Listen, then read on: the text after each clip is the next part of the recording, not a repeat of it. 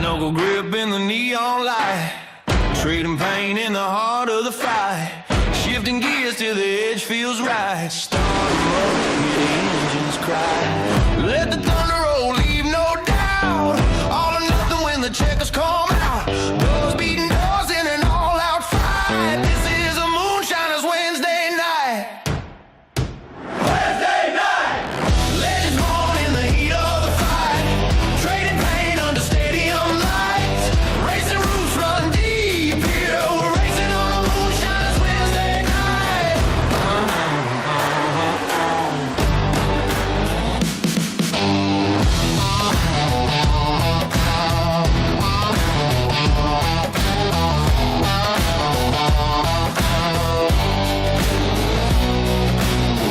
Every track has a story to tell. Every wall has been one driver's hell. Back in the saddle we go. Ring the bell like a moonshiner. We're riding on rails. Checkers on record. Send it in, set sail. Legends born in the heat of the fight. Trading pain under stadium lights. Racing routes run deep here. We're racing on a Moonshiners Wednesday night.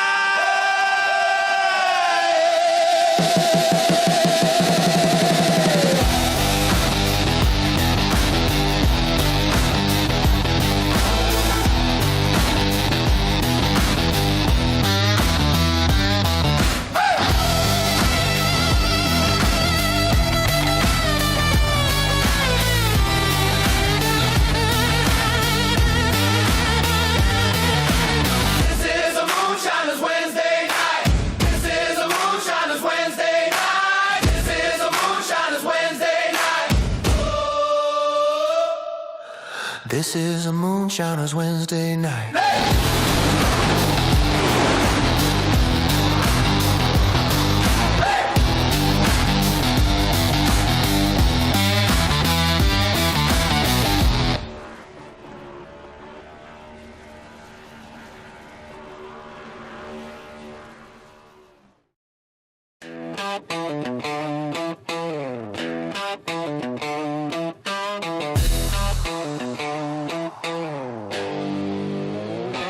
The GMD Janitorial Cup Series will see Victor Fluger take the Matt Liveries 300 at Daytona, his first career win in the Moonshiners Racing League. Pushed up the track is Matthews. Chris Davis jumps to the inside. Davis cuts underneath. They wreck behind as Davis wins at Echo Park. His first GMD Janitorial Cup Series win comes at Coda. What a race, what a comeback. Bowie gets it done here at Coda.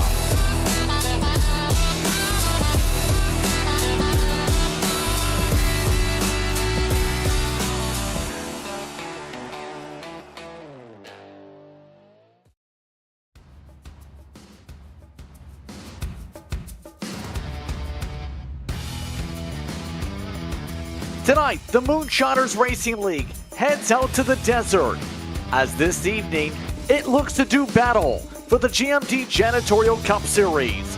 Tonight, this trip to Phoenix brings us the RS Button Boxes 220 here on Precision Entertainment. Good evening, everyone. I'm Justin Prince. Alongside with the booth for tonight's Jackson Lambrose, with our producer, Ryan Bauer, using cameras provided by Whiplash Sim Cams. Tonight brings a lot of excitement as we count down to green to a short track race. We've seen a lot of twists and turns so far this season, but the main things for sure, short track racing on the docket tonight means it's going to be tricky, it's going to be difficult, and it's going to be extremely important to get passes done cleanly, Jackson. Absolutely, Justin, and a lot of twists, especially last week at Circuit of the Americas in Austin. You got a handful of drafting tracks and then a road course to get us underway here for 2026, but a really good test of skill. And as you mentioned, going to be all about patience, going to be all about discipline. A couple of opportunities for us to go beneath the white line here and test the limits of the track as well. It is going to be all about understanding the limits of your car and the limits of the drivers around you. Good challenge coming up. And keep in mind, it's very early in the schedule. We just started March last week for the calendar year. Remember, with this series, usually a week behind of what the iRacing official schedules would go towards. Still very early with a lot of tracks on the schedule, but it's the big test for a lot of these setup builders and a lot of these teams over the next few races, Jackson, because this is where we know where the pace is going to be. Again, I think for a lot of, especially as you mentioned, not only drivers, but a lot of the tuners, this is things that are going to be a little bit more at home, and definitely a lot of the guys that we expect normally to run out front to really flex that muscle. Especially you look at some of the heavy hitters, Martinsville, Bristol, and you look at that critical off week between. But as we take a look at your standings right now, Brandon Bowie coming into week number 5, your championship leader. JP, could this be the opportunity for him to maybe build that gap? Especially with a win off Circuit of the Americas. There's a lot of momentum in his sake. You have Corey Moore up there with Brandon Fitter placed in the top 3. Coffey and Davis the top 5 early. Chris Vincent currently the last car out when it comes to the cutoff early in the schedule. Catalano, Medina, Rogers among some of the drivers who've had some rough beginnings and are looking to try and get steady as we approach some of the 1.5 miles and some of the different packages. But Phoenix could be an interesting one tonight because remember, iRacing followed through what they did in real life with an aero package difference. You're talking about higher horsepower here tonight. 750 specifically, and we talk about the course as well. And the unique aspect of it, obviously, the opportunity for a lot of these guys to run a little bit infield of the white line, specifically for us and for Moonshine League. That'll be specifically after the drop or after you go past the stripe. But again, you're going all the way down to the concrete wall on the inside if you're able. And for the spotters, especially for the drivers, ultimate test of spatial awareness. Tonight's Pole Award once again is brought to you by Victory Designs. The Pole Award to determine who's the fastest driver on racetrack. That tonight went the way of Corey Moore. 25.637 over Alex Coffey, a teammate. 2/1,000ths the difference. It's a 1-2-3 for the dig cars with Alex Murray should say, in the top 3 behind Alex Coffey. Edward Scher Jr. also joins in 4th. Then row number 3, Alan Dobb starts there. Timothy Harper starts off in 6th within a 10th of the pole time. Brandon Bowie, last week's race winner, starts off in 7th alongside Brandon Fitter plays. Aero car will look to power his way ahead, but he's got pressure from behind from Matt Cox. Mark Sanchez rounds out your top 10, Jackson. You go back to row number 6. Kyle Holden alongside Kenny Reel in the 99 Toyota Corolla. SWM machine for Holden trying to work his way back in for his second top 10. Then it's Greg Carr alongside Paul Gallimar in the GMP number 11. Really good running for him to start off the season, trying to carry on that momentum. Looking a little bit further back, William Owens in the 30, as well as Jim Treat in that unmarked highlighter number 6. Toyota Corolla. Sean Rogers in the 44 will roll off P17. He shares that row with the Warrior 12 of Nick King, the Venom helmet. Can he work his way back into another top 15? Then Justin Chris Davis and Barry Sanders, the 87 and the 88, 2 teammates rounding out your top 20. Then Ryan Catalano will start down in 21st tonight. You have Chris Cornett, who is looking to get a better run after some spins last week. Johnny Shea, known for Super Speedway speed, looking to do well from the back tonight. Matt Mackin in the top 24. Dr. Christensen deep in the order with Chris Vincent here tonight. Vincent, you're 6/10 off the pole time, along with Christensen, 25th, 26th. Jose Medina will start 27th. Randy Belk makes an appearance in the starting order tonight, down in 29th. A couple of cars left in the grid. That includes Blaine Wilson, along with Darren Mills, amongst the back of your grid. The rest of the drivers did not set times. That included Shane Parrish, Aaron Matthews, Hunter Carmichael, Matt Metler, as those who didn't set times. But here's a look at your distances here tonight. 220 laps, that's about 352 kilometers, also known as 220 miles. Stages, don't worry about fuel in the first 2. 45 laps of distance for each of them, but then you go much longer in stage 3, Jackson. 130 stage laps for stage 3. Don't worry about fuel in the first 2 stages, but in stage 3, absolutely worry about tires and some crucial decisions potentially to be made in the tail end of this race, Justin. You look at a handful of guys in the real life in the eNASCAR making the move over to 2 tires. That could absolutely be a huge choice, especially looking at these weather conditions. It is hot out here, not just ambient, but you look at that track, 96 degrees Fahrenheit.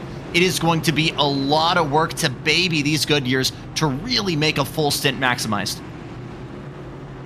It's going to be a fun battle across this field. Let me ask you on top of things, what's it going to take on top of preserving tires to be able to win a race like this here at Phoenix tonight to make sure you survive the potential attrition especially? Plan ahead. Know when you've got to run. Maybe it's going to be out of the dogleg into turn 3. Maybe you've got it hooked up in between 2 and 3. But you got to understand where your pace is as soon as possible and really plan out a handful of corners ahead. Lap traffic potentially going to be a factor here as well, Justin. Again, just a tick over a full mile could be a crucial factor in making moves on track, especially up at the sharp end of the field. One last note before we get things going here tonight. Darren Mills, you may notice the far end of pit road, did not elect to come onto the racetrack to start things off.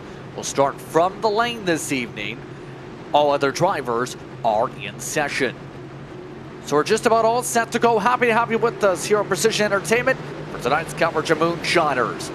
Coming up to the start zone to begin things off tonight. We're happy to have you with us. The field makes its way for the Van Lumke stickers. Start zone, we're underway from Phoenix. Clean and green down the front straightaway into turn number 1. And here we go. You already want to see, guys, if you're on that outside lane, you got to find a gap down low and make it. Ooh, a little bit of trouble further back. Justin, handful of carts collected. We had a theory before we went live that we might have a yellow flag early on, and this could be it. We don't have a yellow yet. Randy Belka still parked to the track. Barry Sanders with significant damage. Mackin with damage. Some of the leaders still battling their way through that same section. Mills also has a black flag to serve on top of starting from pit road. He'll peel on down, but no caution. We stay green. On board with the 22 of Alex Murray.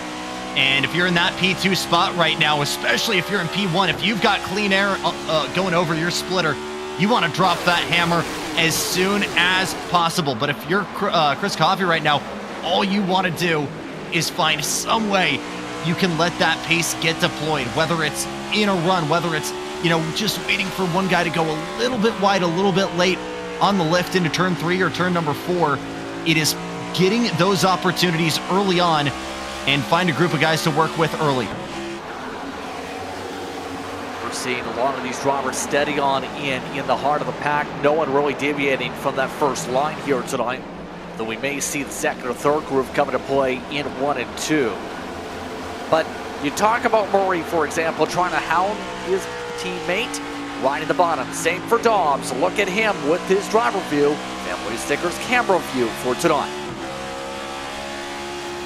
And we talk about where these short ovals really lay in to our calendar, Justin, and it's kind of in that weird black. It's in the middle of the spectrum, right? You're not really fast enough where you're fully leaning on the aerodynamic grip, but you're also not at a venue that has the full banking of, say, an Iowa or a Daytona, where you're really letting Isaac Newton's paperwork, keep you glued to the racetrack.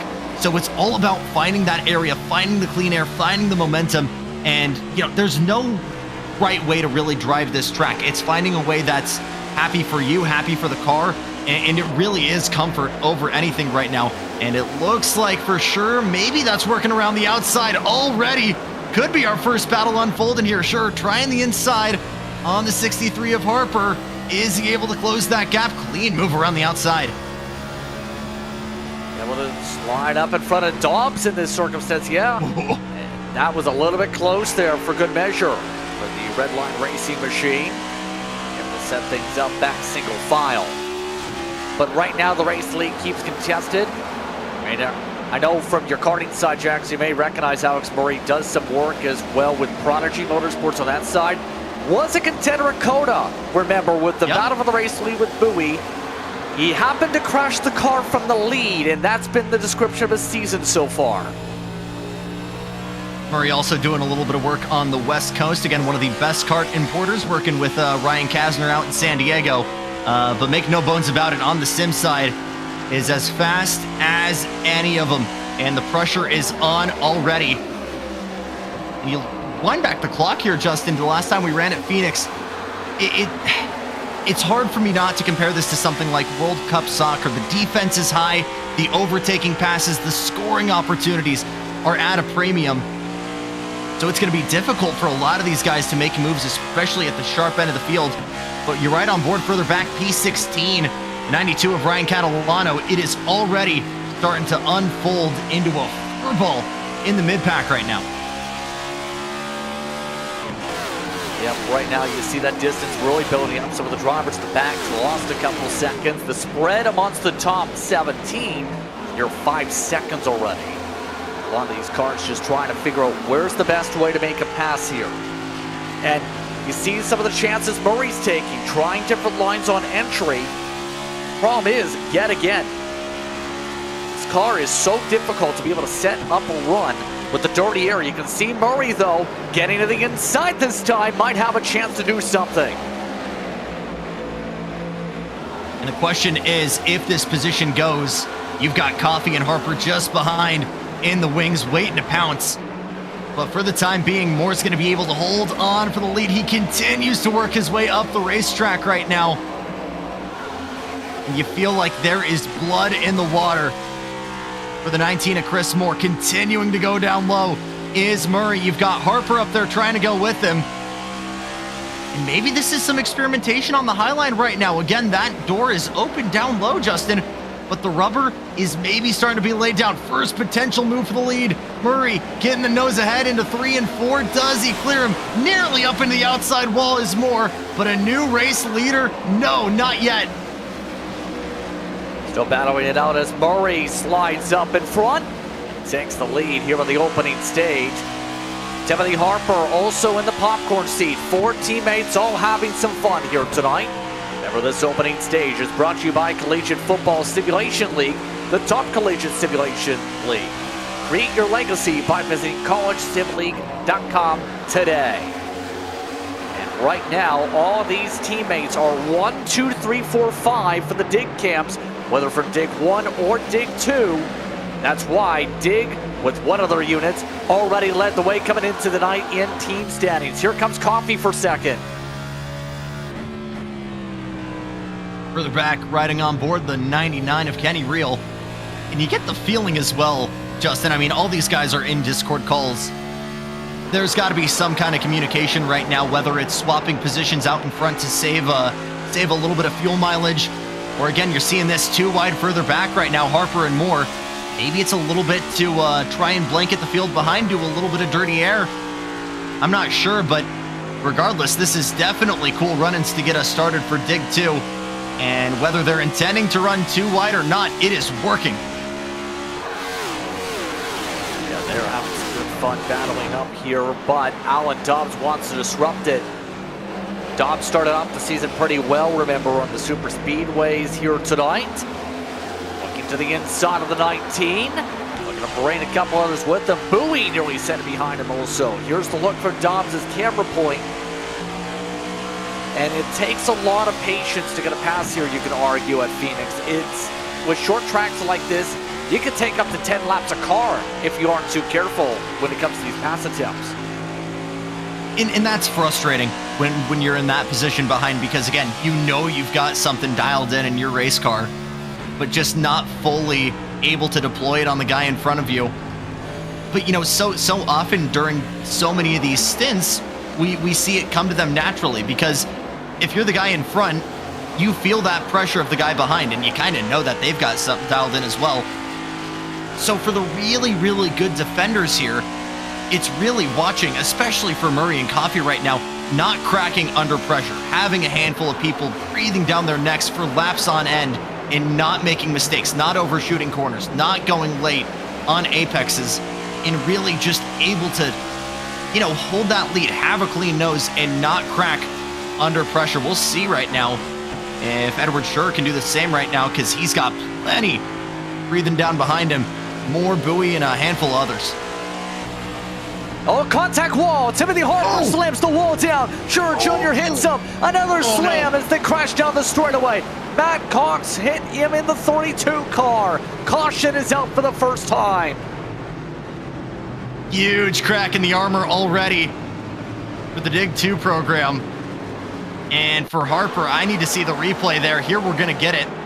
But it looked like maybe just being in the wrong place at the wrong time. Let's see, is it just the slightest of contact between himself and the 35? That's just an unlucky bump. You see that, Justin, working his way to the outside. And that is certainly going to be some suspension damage. See it one more time here. That is eerily similar to the incidents we've seen here in real life. And in a league where you don't have any fast repairs, Tim Harper going to be wishing he had one of those right about now.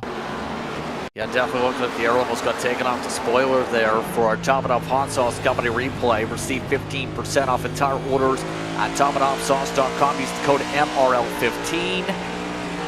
Bowie, very lucky he didn't get collected. Your points leader just missed it.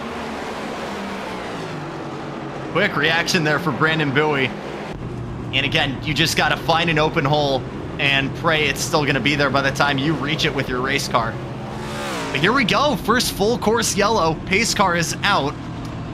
And the question we're going to get here, obviously you've got some people that have no choice but to take it to pit row for the first time.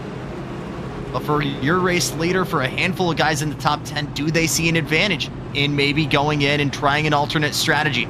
I feel like at this point, though, Justin, if you're out in front, you're going to want to use it. You're going to want to stretch that lead because, again, track is hot. Overtaking is going to be really, really difficult. It's more advantageous to be out in front now than to maybe have a fresh pair of boots later on in the race. So I would not expect too many people to come down to pit row for the first time unless they absolutely need it. But again, as the race goes on, maybe a couple guys taking advantage of the yellow, going for especially two on the outside. We'll have to wait and see. So most of the field at least keeping the track position. The tough thing about when it comes to racing here is tire sets always something to think about. There's 5 sets available in the pit lane tonight for reference for the drivers. So if you think about it that way, you have maybe an extra set or two you can use over the course of this, but we're coming up to a restart either way. As you see, Murray chose the top. So for the most part, people wanting to save those tire sets for the third stage, maybe, Jackson, where we're going to go much longer. And this is, well, I feel like this is the first time we're really going to see that apron come into effect on the restarts. You saw some guys maybe reserve a little bit, make sure we didn't wad cars up on the first go at it. But again, the minute they cross that stripe, they're going to be able to go beneath the white line on the inside, or the yellow line in this case. Let's see how much fangs out they get here, Justin. Ben Louis stickers, restart zone. Green, green, green. Murray gets a good jump. Just before the mark there. Coffey able to duck down, hold on to second. Dobbs and company looking to try and fight out for third. Look at the run for Bowie, though, 3 wide. How long is that going to hold? Outside line not going to stick. And everybody trying to arc it wide.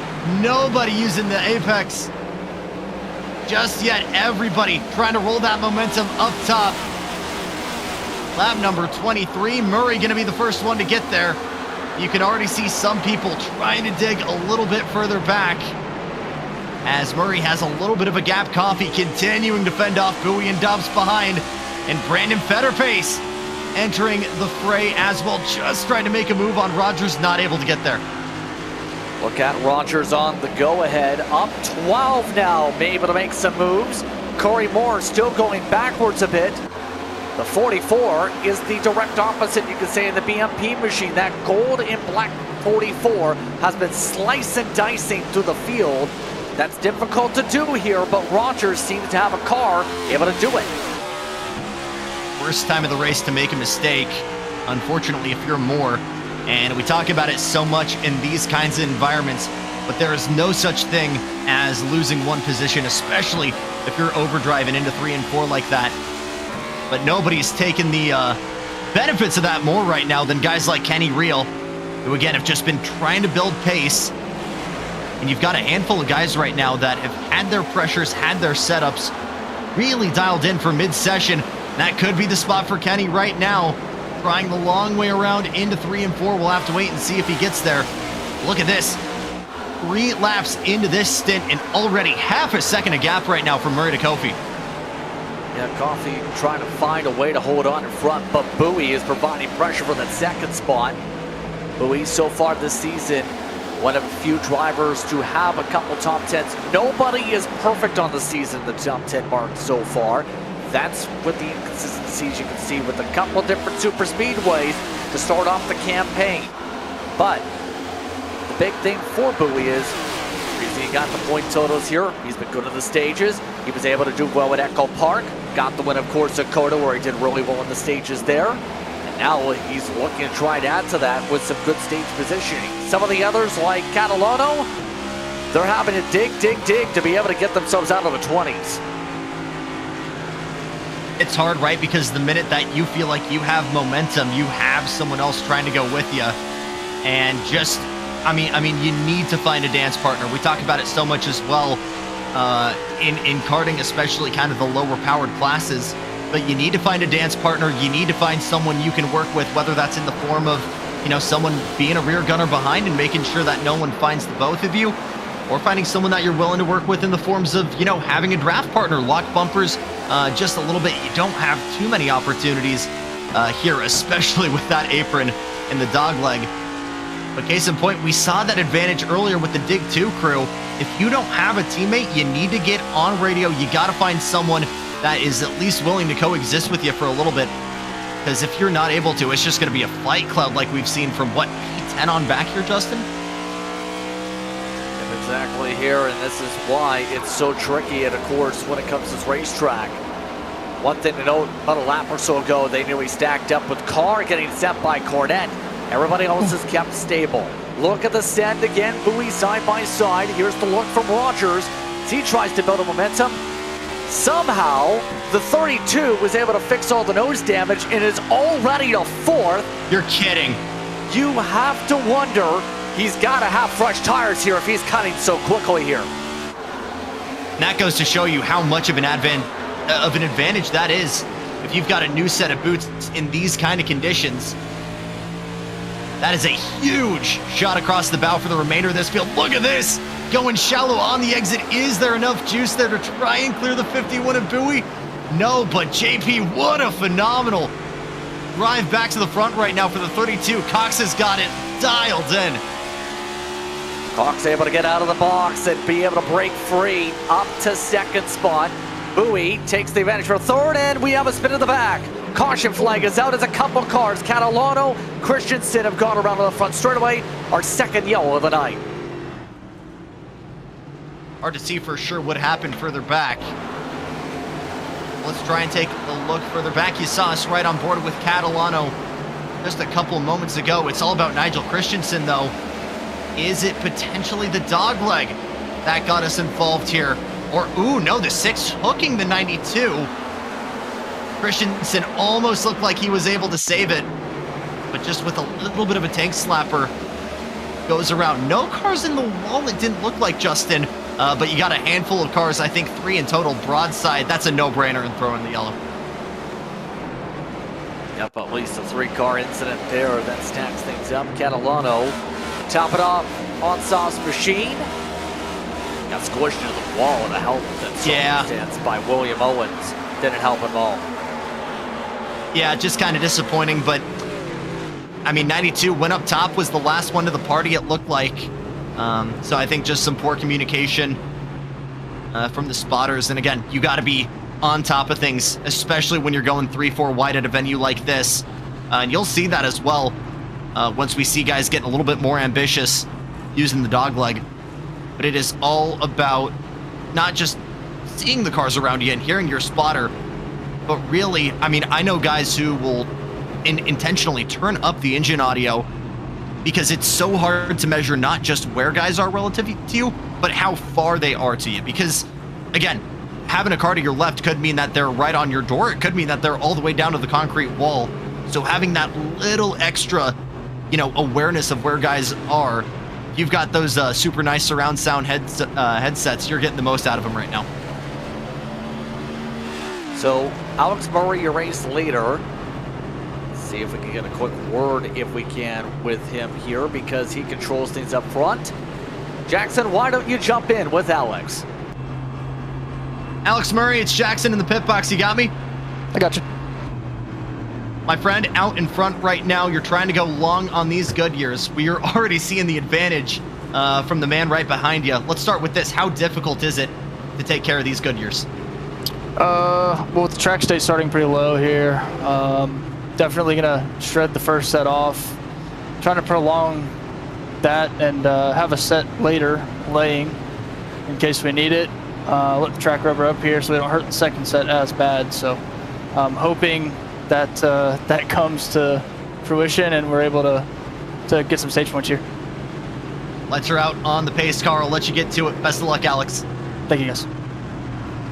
So Alex Murray gonna try and lead this one back to green. Justin, he's got a couple of friends behind right now, but we saw it earlier on. If you're the leader, you've got to build a gap as soon as possible because that pressure is gonna come quick.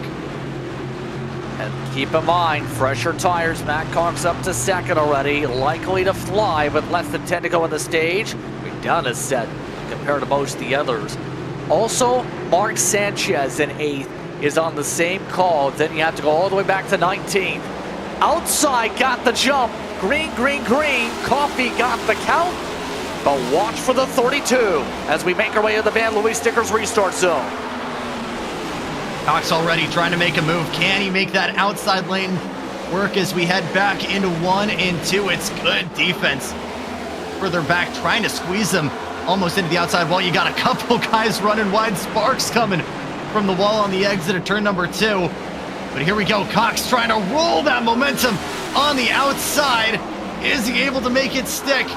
Coffee trying to defend all the way down to the dog leg. You can see the advantage of going all the way down to the apron, but Cox still finding a way to make it stick. Look at the cut, looking for the race lead. Not much you can do except watch the lead go bye-bye.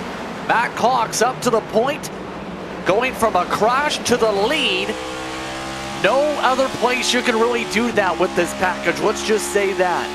But keep in mind, Mark Sanchez is trying to do the same thing in 7th right now, but is struggling to make the same passes. He's got nowhere he can really go. You see him further back right now in that 29. He is boxed in. Now finally has an opportunity. Now he's got no draft. Big dive down low to the yellow line.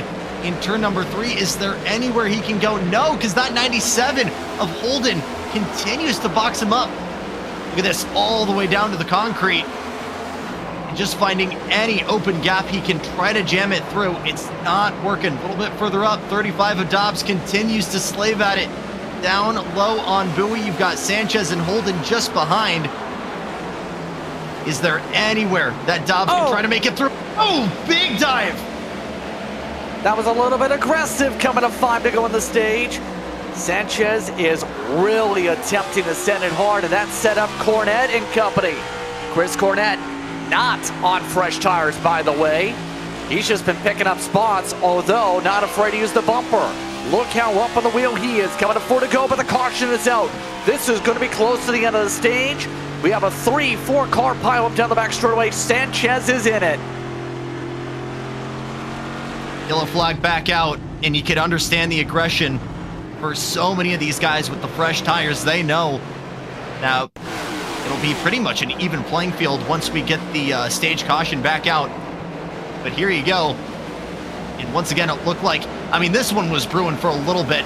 And Holden, hooks Sanchez. And both of those guys just blockade the inside of the backstretch.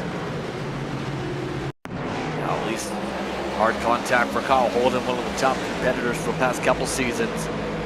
Yeah, got to the fender with Sanchez a little lower. Some hard hits for some of the other Shelbys. Also in the mix, and that draws most of the field down pit road and will likely not be the stage by a lap or 2. On board here with Aaron Matthews in the 5. And I mean, you've got Holden knowing that the points payoff is just a couple laps away. You can understand why he was trying to cover it off as much as possible. but for the 29, big time upset there. And for what could have been a top 5 stage points result, he's got to take that thing maybe behind the wall. Well, it's time to get your bubble wrap out, I guess you could say at this point, though, because we have 2 cars staying out. Ryan Catalano, Jose Medina, but they pit last caution. That's the difference. It might help for the stage. Long term, gonna be a tougher box in stage 2, maybe.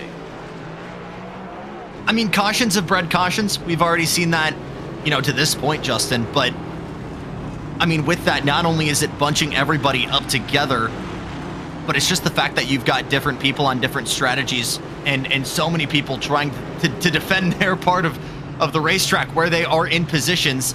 So I like this gamble right now from Catalano and Medina. If it's able to hold, I don't know if there's been any conversation between the two of them, but these guys are practically now on the exact same age of tires as everybody else. They're going to maybe need to do a little bit more in terms of lift and coast.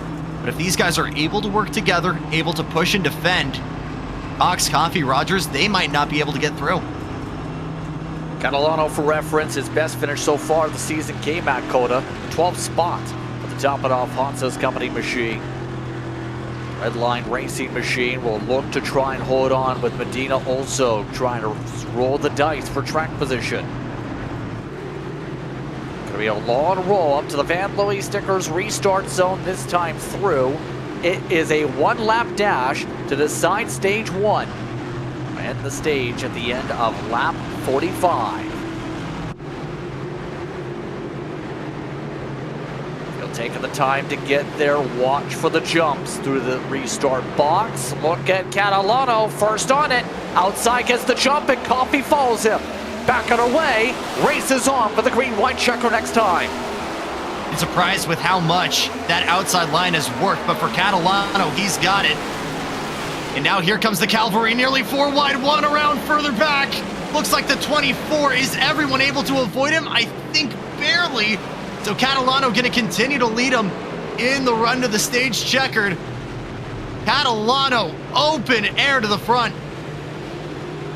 Ryan Catalano gets himself stage 1. Gets that stage, once again brought to you by Collegiate Football Simulation League, and gets himself 10 points for his standings mark for the course of this regular season. Let's take a look up top at Hanso's company replay of the Spark. Medina started second, remember, didn't get the best of launch. And was just doing anything he could to defend. He was already sent middle, but was it contact from the 34? Ooh, might have been the 35 all the way down. That might have been the first domino there. Great job from the remainder of the field there to avoid that Firestone Walker machine. Take a look a little bit further back. Sean Rogers, how much of a player was he in this? A big one. I'm not sure if he got boxed in by the 35 up top.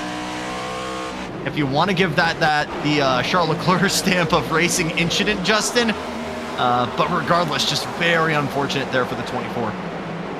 Rogers with the contact that ends up pushing him around, and Medina buzzes the tires as a result and has picked up left front damage. So that will mean repairs for Medina at the very minimum this caution period.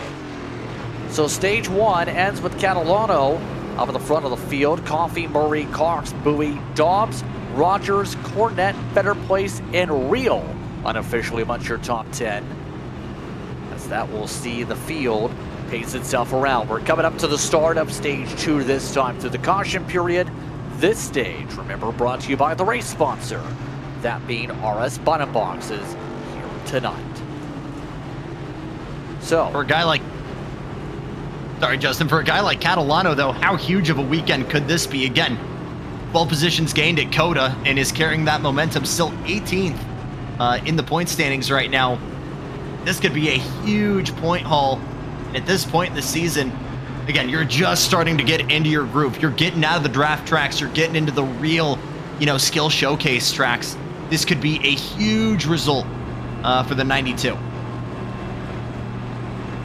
If we get the chance to speak with him during the next caution period, he's going to be happy that he got the stage win here to help his standings. He was 18th coming into tonight in the points early on in the campaign. Every point matters by the cutoff for the race to get into the championship chase. Again, this season's chase brought to you by Impact Sim Designs. Looking at all the different cameras that you have for Van Louis stickers here tonight. 5 different viewpoints as they warm up their tires for the Van Louis stickers restart zone for RS Button Boxes Stage 2. Whole new stage.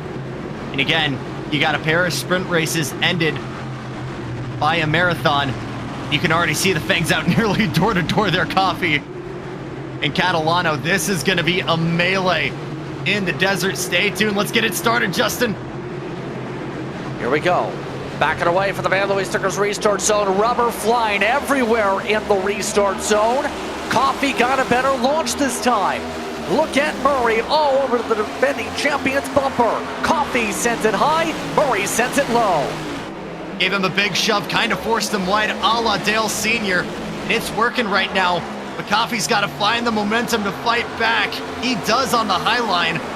And immediately the Dig 2 teammates are trying to break away, but we are not done yet, because you got Brandon Bowie still just right in the mix right now. All 3 of these guys trying to clear that big freight train behind. Rogers, Cox, Dobbs, Better Place, everybody trying to get in the mix here. They try and take the time to make up their spots. Rogers, we know, has been fast all night. Catalano getting relegated to the end of the top 5. But now we're starting to see where some of the pace is for some of the others, like Cox, now that things have equalized out. At least it's top 5 for him with Dobbs right on behind. And this is the tough thing. We knew this was going to happen potentially. Even a couple laps difference at Phoenix is huge. 5 laps or more, your tires are a big difference of half a tenth to a tenth on short run. Yep, and again, that's the difference between a really good setup car and a great one, is having a chassis that, you know, is tuned in relative to that. Because so often, you know, you go in and you run practice laps and you think you're fast. Okay, go do that same setup with, you know, 10, 15 your lap old Goodyears. It is a completely different car. So dialing in your chassis and able to build that consistency right now, I think that's really the difference we're seeing right now for Coffee and Murray, because they have been eerily consistent right now on that lap times. And it's just been, it's a combination of a great tune, but also a great driver, and just able to make those minuscule adjustments on the fly and really make the most out of your race car, regardless of where you are in life cycle. Exactly here over the course of this. Here comes Dobbs, though, being a bit aggressive. And again, cutting underneath. So far, his team, for when it comes to red line, bit of bobble there. Middle of the road in the standings, 6 out of 10 teams so far. Just 1 top 10 as a group. They have decent drivers, though. They've been drivers who have led laps with the Super Speedways with Dobbs, and Kenny Real has ability. We've seen it in our leagues. But this is the tough part, where you have to be able to persevere at these types of tracks as a team to figure out what to do to adapt to the other groups here that are some of the veterans, like Dig, BMP, and Arrow. Yeah, and again, you saw that advantage earlier on with the Digs, kind of having 2 guys work together out in front, then kind of having your rear gunners. We saw that with sort of the Great Wall. But for Sean Rogers here, who's he got in terms of help? I mean, he finds himself, you know, P4 in the 44 right now. But where is that drafting buddy? Is there anyone on track that, even if they are teammates, are they willing to help? We have lap traffic too. Vincent here, significant front end damage still on the car. Just trying to let everybody else around at this point. Gonna hurt Vincent, who is the first driver outside the chase bubble early on in the season. But drivers like Bowie still dig. Now, touched upon this last week, of course, when it comes to previous experience. He was one of the early drivers when it comes to eNASCAR racing before it was called eNASCAR. He's doing well. You compare that to the younger drivers. Big difference when you have dynamics coming up to the sim compared to the last generation and this generation, because the last generation's gone through 7 different versions of tire alone on this car. Right. And I think as well, you compare, you know, Gen 1 of the eNASCAR guys very much with the eSports approach, but I mean, you've got big names who are associated with teams at this point, and I mean, you've got real life data engineers, spotters, coaches that, you know, have spent a handful of seasons going around doing the real life NASCAR route, you look at how this kind of started in the eSports League, and it was very much, our flavor of this sport, sim racing, kind of finally getting that real level or real life kind of flair to it. It almost seems like the opposite now, where you're getting, this level of capital and research put in to be the best in eNASCAR, which has been absolutely phenomenal. But it's certainly, as you mentioned, Justin, a far cry about how we started. For some of the errors like Johnny Shade, he's done a good job from where he started now. 13 spots with a pass on Parrish, who is up at 20 spots regardless. Shade really finding some pace now compared to his teammates here in this mid-run. Better Place got to get a move on as well. You look at where he's at in terms of standings right now, P3 behind Bowie and Moore. This could be a major dent early in his chase run. It is nowhere near being on the bubble. Again, we talk about maximizing your points run as early as possible. You want to be that guy in first when you reach that point, right? So doing everything you can to maximize your points early. That's what Bowie and Moore have really done good here to get this started. But Better Place, who doesn't even have a win to his name yet, he needs to find that pace as early on as possible, whether it's this week, whether it's the next couple of weeks. He's got to find it soon. Set for drivers like William Owens, make an appearance here tonight. Owens runs a fair amount of different series, usually is mid to rear pack, but tonight his precision back machine continuing to just try and find a way to dig. So far in every league for some of the drivers, the difficult thing is getting consistency, getting the chance to have some clean runs. Matt Cox nearly got himself turned around, got loose. Dobbs slid on by. That's the advantage when you've got all that racetrack on the inside. And I think that was honestly Dobbs maybe just getting a misread. I think if you really look at the replay there, it was Cox checking up a little bit quicker than Dobbs realized. But we continue to race here, thank goodness. But what can Cox do potentially to swing back? Let's take a look at top it off. Hanson's coming to replay here. Was this another case of air off the spoiler possibly set up there? Might have been Rogers in the 44. I'm not sure. Been as well just a little bit of a nudge in the outside. Watch the exit of the 32 here. Oh no, it was a little bit of oversteer. I'll tell you what, Justin, so much we see just that little bit of a wiggle coming on exit. And I think, honestly, Cox is lucky that didn't end his race in a vacuum. You've got a hard charger behind in the form of Dobbs. That was two very lucky incidents that he got away from. Yep, and now at this point, Dobbs just trying to hold on to where he started, you can say, at this point. But things are, they go for the race lead, by the way. They've gone past Mark Sanchez now nearly twice, but Coffey still holds on to a 0.6 of a second lead, and this is what you expect when you have a defending champion in the field. Alex Coffey was contending. Last time out was in the top 3. Last time we went racing over at Coda. Checking back into the battle for third spot, by the way, as you see Rogers behind. Bowie! There is something about within about a 10th distance that is getting everybody loose. It's just that dirty air on exit. You don't have that splitter digging those fronts into the ground the way you expect. And you have it where, you're still giving it the same amount of throttle as you regularly do. So it just gets into that big, lazy slide. But oh my goodness, hats off, Brendan Bowie. Tokyo drifted on exit. And with all that racetrack on the inside, he says, oh, no problem. I'll lose a couple spots. I'll just happily just keep my race hopes alive here.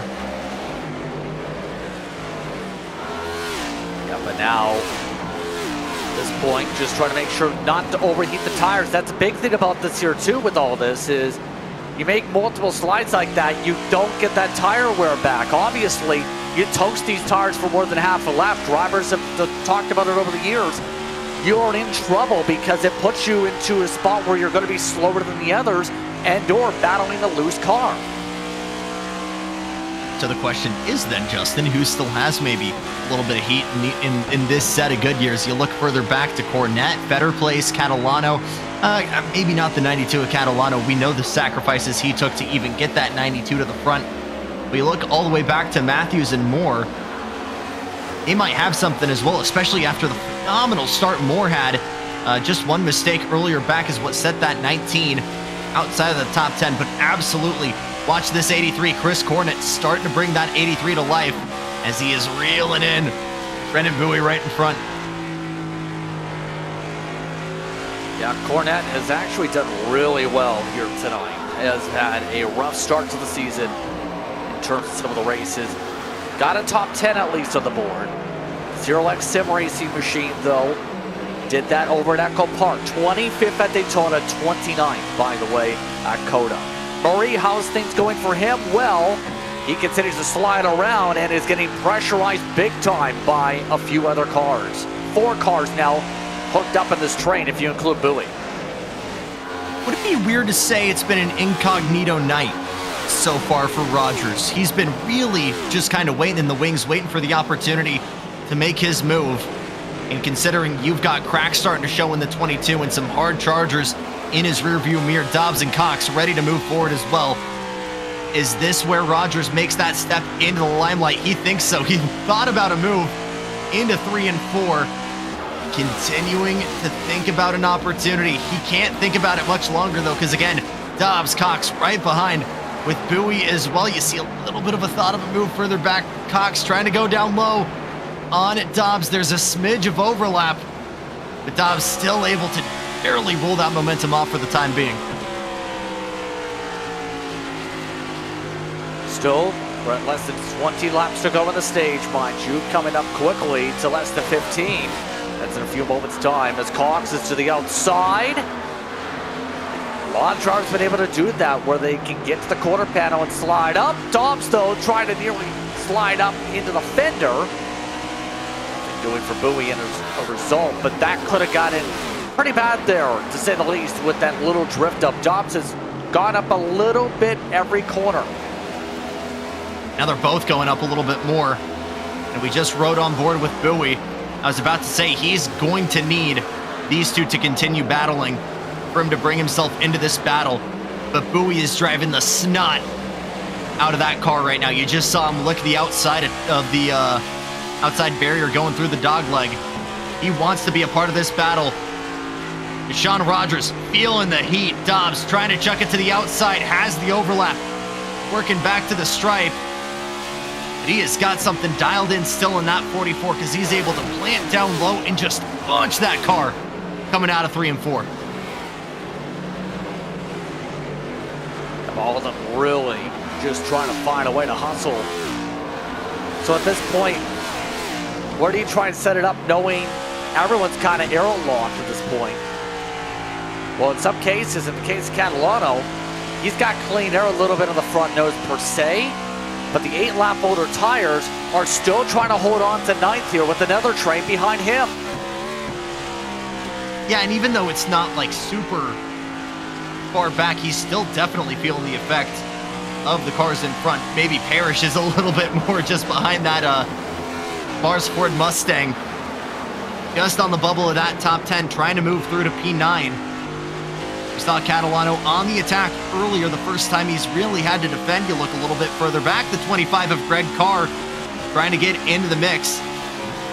But you talk about where we start setting up lines, setting up overtakes, I still think turns 1 and 2, especially using that apron, slowly going to start to come into use more as the night goes on. You're seeing that right now as Parrish tries to make that move on Catalano. Will he be able to clear him off? There he goes, move Parrish into P9.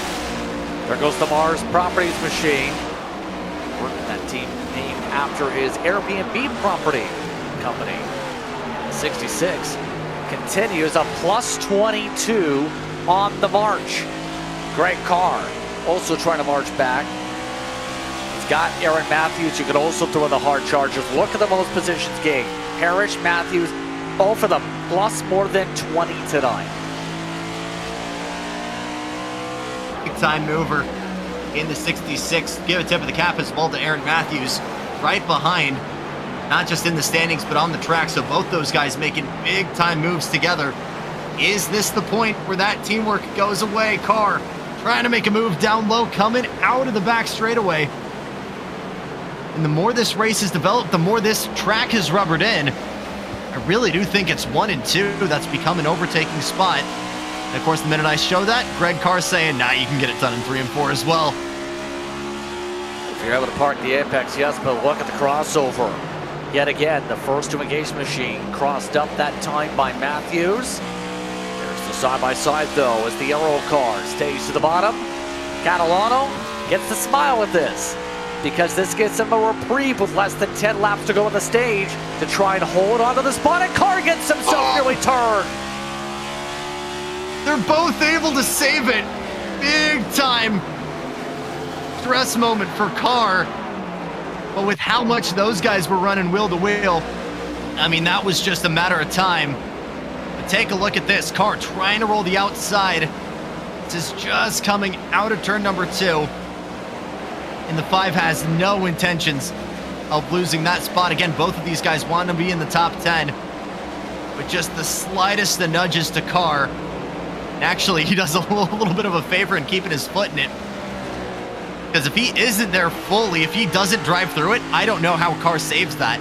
But Aaron Matthews, I think, actually straightens him out a little bit. Look at this, keeps his foot in it. Yeah, I'll straighten that out for you. Good stuff. Yeah, top it off Hanso's company replay, by the way, in that circumstance with less than now 7 to go. Things looking steady up the front yet again, but the 44 looking to make up one more spot. Murray continuing to hold on, but if you have lap traffic, George has been already lapped. Mark Sanchez has stayed in front of the leader. Derek Mills is about to get lapped here in a moment. See, right now, just that traffic might play a bit of a factor late here with 6 to go now on the stage. If it won't now, it absolutely will once we get to this kind of marathon stage to end off round 5. So a little bit of a teaser potentially of what's to come, but you already see that sun starting to dip below the horizon, the track finally starting to cool down. That could be very much a big shakeup in our strategy as well. Can you maybe these tires a little bit less, lean on them a little bit more and push? Is maybe going for 2 a little bit more of a strat? We'll have to wait and see, but right now Coffee has had 0 pressure in stage number 2, just a couple of laps, a couple of corners at this point away being your stage 2 winner. Alex Coffey been able to pull away in this stage. He's now led this time through 40 laps on the night so far. 54 looking to get himself victory lane for the first time this season, but first things first, has to be able to get some stage points up the board. Coffey, after all, had some good runs last year. Last season, Brandon Bikey took the win, remember, after Coffey originally set the pole at this racetrack in this event when it was about a 200 lapper at Phoenix Raceway. Still 3 to go, though. Has to make sure no mistakes. He just grew the gap in a couple tenths. A couple of guys battling a little bit further ahead. I think that might be Davis and Wilson. No, not yet. Just a little bit further ahead. Don't think those guys have any plans of keeping things dramatic. You got to tip the cap as well to Murray further behind. I mean, he's had Rogers, Cox, and Dobbs behind him for the better part of 30 laps now, and simply put, has not cracked. So he has been phenomenal in defending as well. That'll be a really good points haul for him, for a guy looking to work his way deeper into the standings as well. Coming up to 1 to go on the stage. There goes Mills getting lapped, by the way. As you see the rest of the leaders that bind down the back straight away. Heavy cloud cover going to impact the track temperatures also as we work our way to stage 3. In some time, not even at 2 p.m. yet. 1 to go on the stage for Coffey. So far tonight, it's been a dream drive for car 54. Been able to claw his way up a couple spots over the course of the stage. Roger started on the outside front row. Oh, and has the fastest lap too. That's by about nearly a tenth of a second. Alex Coffey continues a stellar night. He wins stage 2, brought to you by RS Button Boxes from Phoenix. That is scary if you're one of the other 30-something drivers in this field to not only take the stage win, but to put a gap that big on the remainder of the field. And just like stage one, Justin, these guys are going to need to make moves early if they want to take this lead, because if it's just a couple of corners of clean air, this guy could fly away from the rest of them. Alex Murray second, Sean Rogers, Matt Cox, Alan Dobbs, the top 5 by the way. Cornette, Bowie, better place, Parrish, and Carr, your top 10. We'll take a quick step aside. You're watching Precision Entertainment here from Phoenix.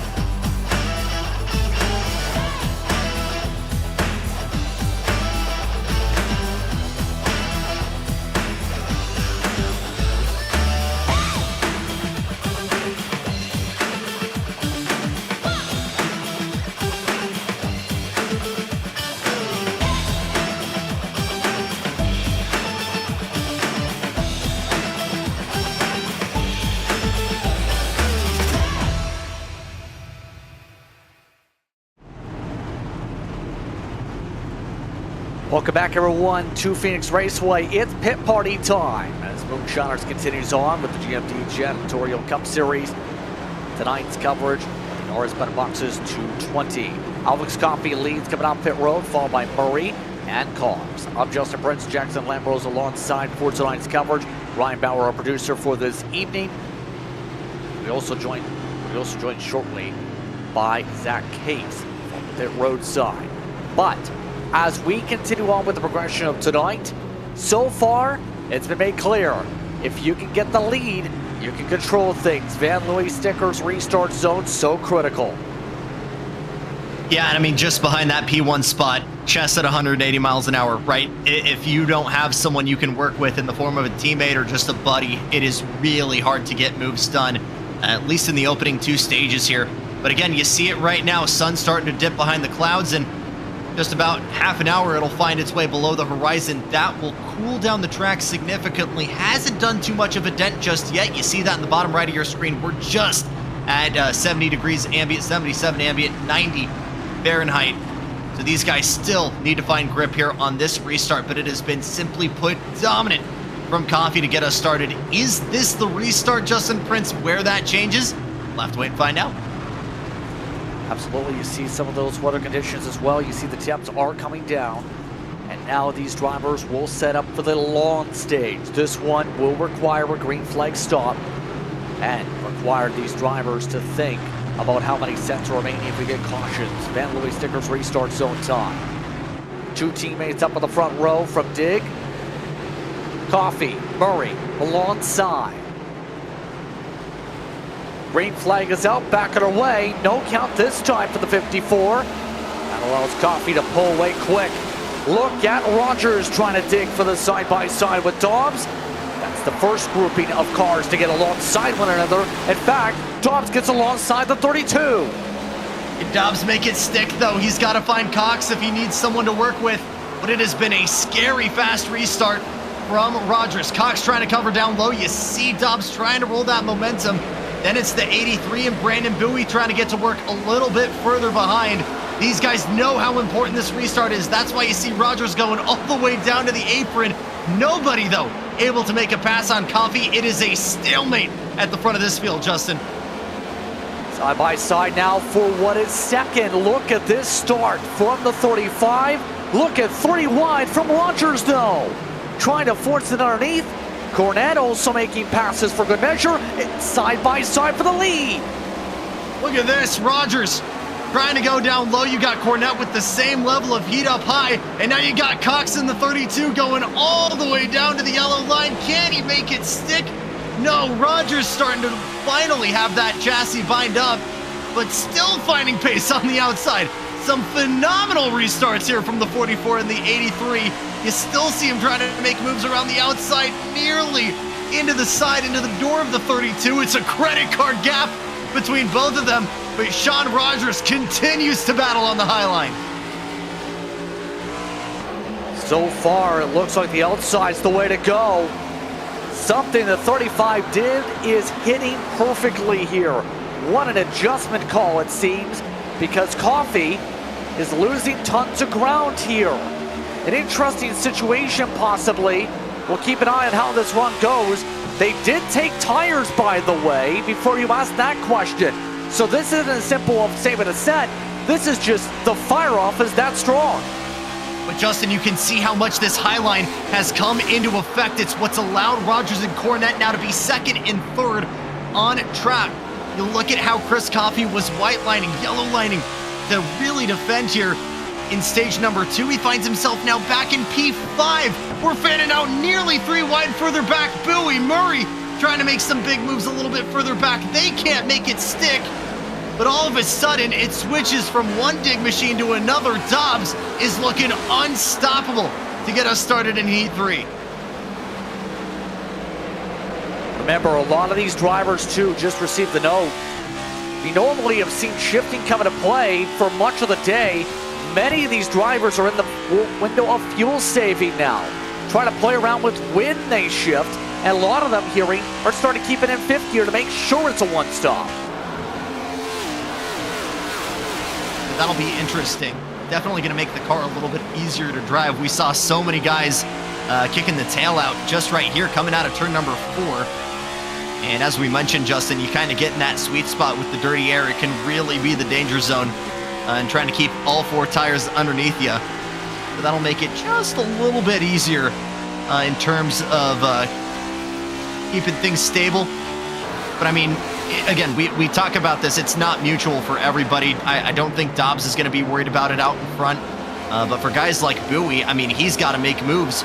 Keep this points lead to stay in the top 3 in the points. He continues to try and dig right now on Coffee. Catalano, by the way, checking in on him. Still inside the top 10 as we go. Right now, right in the 11th position. Just trying to remain patient. Of course, this one, he's right behind the plus 22 of Aaron Matthews now. A little bit of difference you can see on his approach off the corners, and it still scrapes the wall like the 5 did. Oh. Again, you see guys get a little bit more and more antsy as the night progresses, and you just saw a couple of love taps in 1 and 2. It's becoming a little bit more than taps now at this point in the night. But again, they know that they need to be out in front to be with the fast guys, to stay in contention if we go green for the remainder of this race. But look at this freight train, almost 15 cars, still bumper to bumper essentially from P4 on back. And that is in part because everybody is really just tucked up between, and the draft here is so strong, but the issue is there's no real opportunity to overtake just yet. But what's it going to take to really make that overtaking a possibility? Is it going to be blue flag traffic? Is it going to be tire wear? Is it, as we mentioned, some guys lifting and coasting, staying in certain gears? We'll have to wait, but as of right now, it's the game of cat and mouse, and we're just waiting to see who has that little bit of off-kilter driving first to really throw this peloton off. Yep, on they go right now. We'll find out how this plays out for the rest of the field. 113 to go next time behind the stripe. One of the cars I'm keeping an eye on over the course of this run, too, is if we see that 66 that's also in this main group, Parrish. A couple leaks we've seen pop up over him over the years. He is continuing to just charge through this pack. He is dealing with damage, by the way, on that front end, and is still driving well. Yeah, and again, one of your big movers. Alongside Matthews further back, you see him P10 now, but both of those guys working big time together. Again, that is not easy in a car with any kind of damage. But for him to battle with that and go 22 up, that 66 could potentially find himself in the top 5. He's not too far away.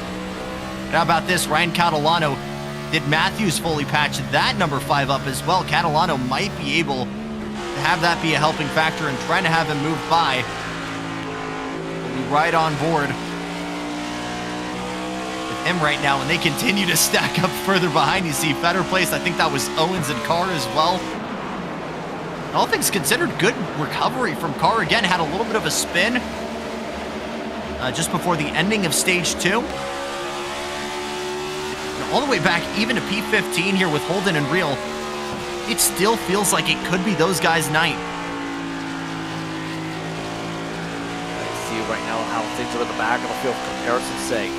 It's like a brick wall of race cars. You know, in the karting side, where you've caught a lot, Jackson, it's almost like you feel like you've got the pace to pass all these cars, or in this case tonight, cars. But you know, all it requires is that little bit of track position. But the way to get the track position requires a massive gamble. It's a gamble, and it's a gamble you don't have a lot of time to think about, right? Because that gap is going to be open for a fraction of a second, and you've got that much time to figure out if that's when you're going to roll the dice. So it's definitely not easy for a lot of these guys. And in some cases, it's going to require, you know, taking a big chunk of life away from the good years, maybe making a couple of teammates pissed off. But you need to make those moves if you have any hopes. Oh, caution on the race course. Yep, and it's involving the run out of the dog leg. Second caution for the 20 tonight. But the problem is, it's not his fault. You know where it was? Remember the door-to-door bumping and baiting we've seen for a past lap with Johnny Shade and bossman Barry Sanders? I think he and Paul Gallimore also just got looped into it. Top it off hot, so it's coming to replay. Watch this. Oh, down at the dogleg on the inside. Oh my goodness. And Christensen, simply put, nowhere to go. That 20 machine. But you look further back, look, Randy actually hooked him. You see the 11 trying to do all he can. He locked those Goodyears down. But for both him and Nigel Christensen, I mean, for simply put, just passengers, how much of a factor was Holden here? I mean, he was kind of driving into the 45 there. Hard to fully call incident. That's getting close to day done, unfortunately, for the 20. Yep, it's just been a rough one. Man. That type of a hit stacks up on top of it. Right now, 27th. One of the several that are going to have heavy damage repair in the dig cam. But different strategy. A majority of the leaders came down pit road. Roll of the dice. As this field tries to see, is there a way to hold on in front and preserve a tire set? Gonna have to wait and see, but I mean, we're still in triple digits in terms of laps to go, and still plenty of sunlight out on the race course. I think we'll have to wait and see, but again, this moves a lot of guys further up. You see Mack and Davis, Real out in front. You know who I'm looking for right now, Justin? P4, Parrish getting that Mars machine up into P4 on track. That could be very much someone that we could look out for, because Shane has been very scary in dirty air. What's that going to look like if he can get that nose clean?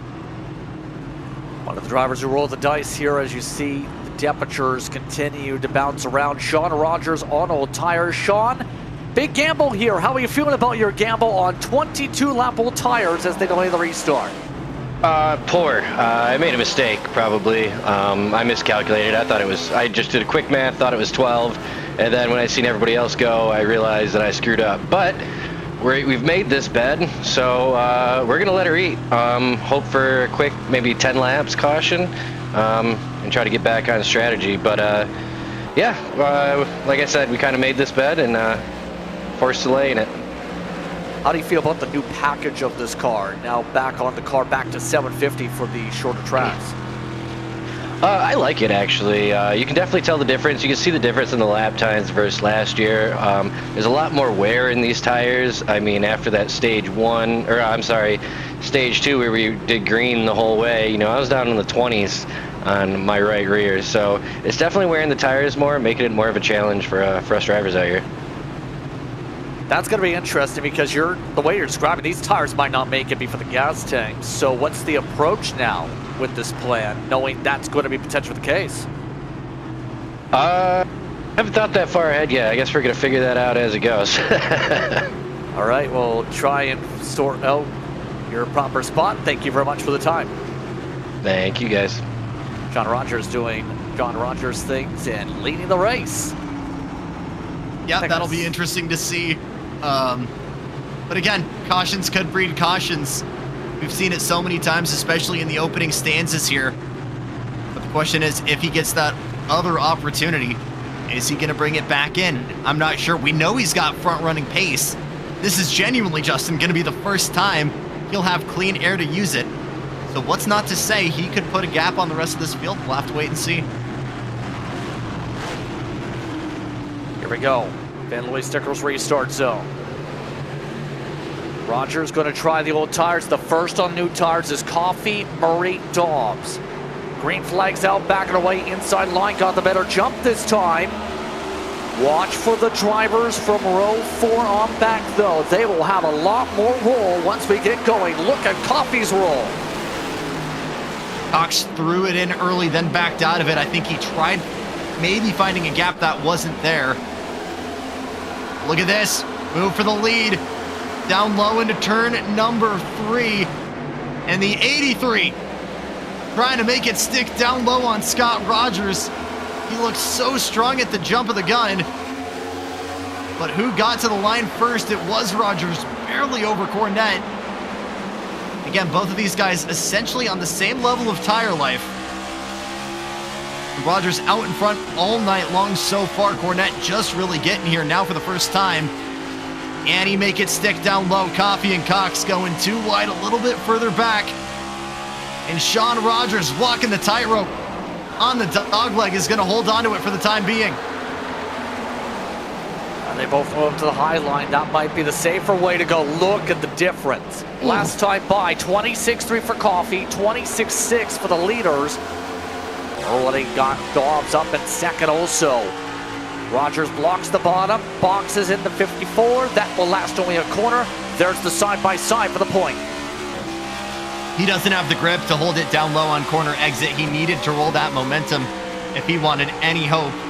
And now on the outside, it is just sitting duck. Coffey going to be able to make mincemeat of him.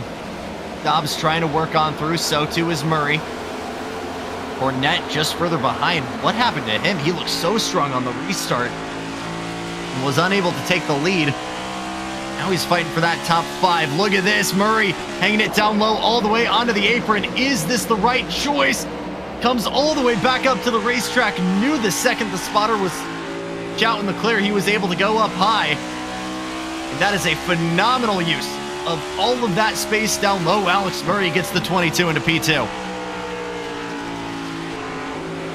Nicely, swiftly done as Dobbs works his way on the wheel.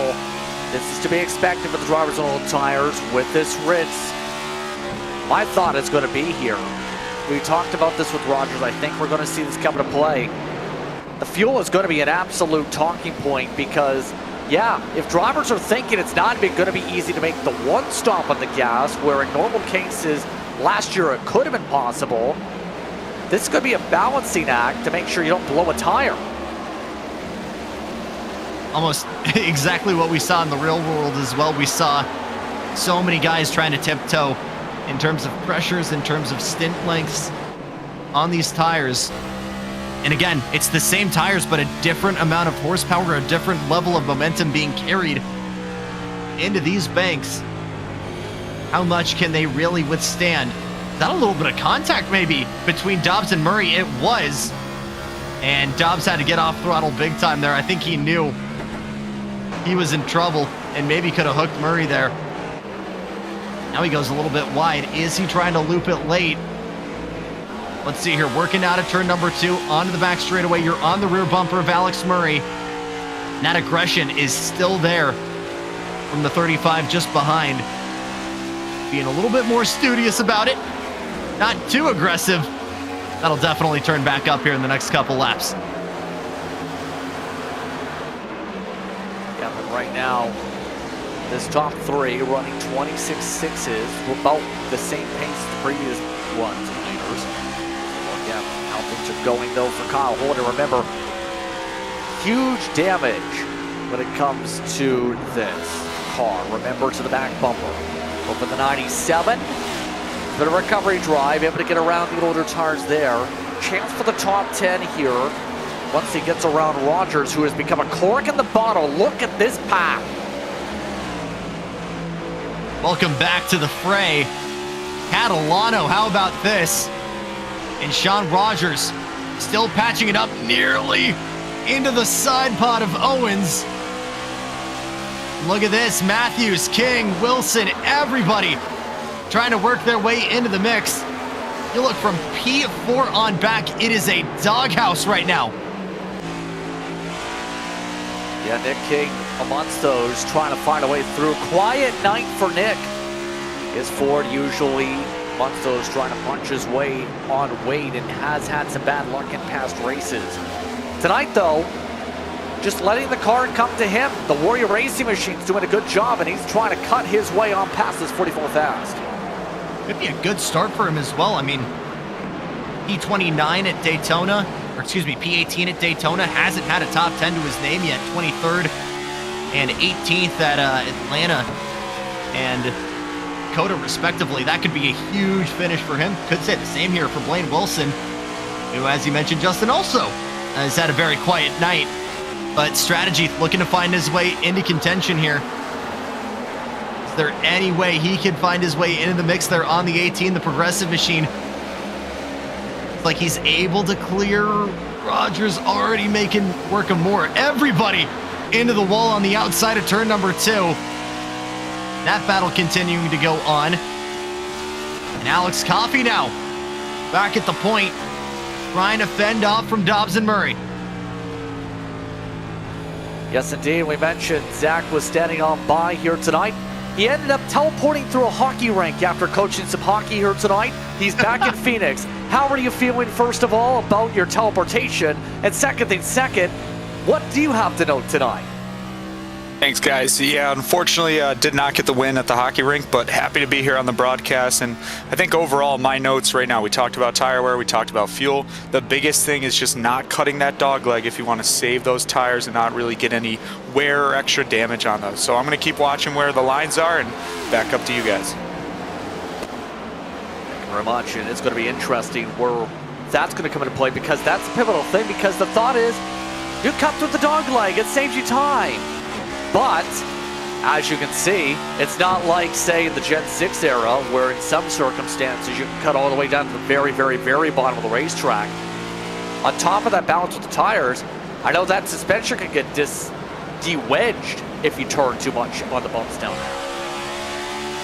Yeah, and I think you're seeing a little bit of compromise as well right now, kind of just having the... Let's ride on board with Nick King here and see if the 12 can give us that example. We saw it in the top 3 as well, but it was just taking the inner 2 over the line right now. A little bit of a bigger chunk from the 12 and company, a little bit further back. But I'm liking the balance they're doing so far right now. Have the inner 2 kind of take the heat from jumping the dog leg, and then have those outside 2 just take the most from gravity in all of the force of cornering. But a really good shout from Zach there. Really cool that Precision gives us that level of technology to have in Minecraft Teleport over here, but definitely something to take a look out for. A little bit further back though, Matt Cox. How much are they cutting further back? Just a little bit over the white line as well, as we see from the bumper here. But again, not the crazy cuts we saw earlier. You see them dive down, you know, just from the start of the start, or just from crossing the start-finish line. About right here, that could definitely do a lot in going through those good gears. I think almost to the point where maybe we don't talk about tire burps like we see sometimes in GT3 racing, Justin, on cold tires. That little gap of that breaking the seal between the rim and the tire. But on cold tires, on restarts, that could definitely be something that's possible. Definitely can, and right now we're seeing a lot of these drivers really trying to push some circumstances, at least, in terms of that. Hearing King got into the wall last time through out inside turn 2. That's where the 12's now dropping back. Lost a lot of momentum here. Has to reset. One of the drivers, you said, low down in the standings. Can't afford major mistakes, and you can see that one mistake has put him up for grabs. Car on the move, down low on the 12 of King. I'll be cleanly done. Immediately takes a good chunk out of the dogleg to try and defend. Look a little bit further back.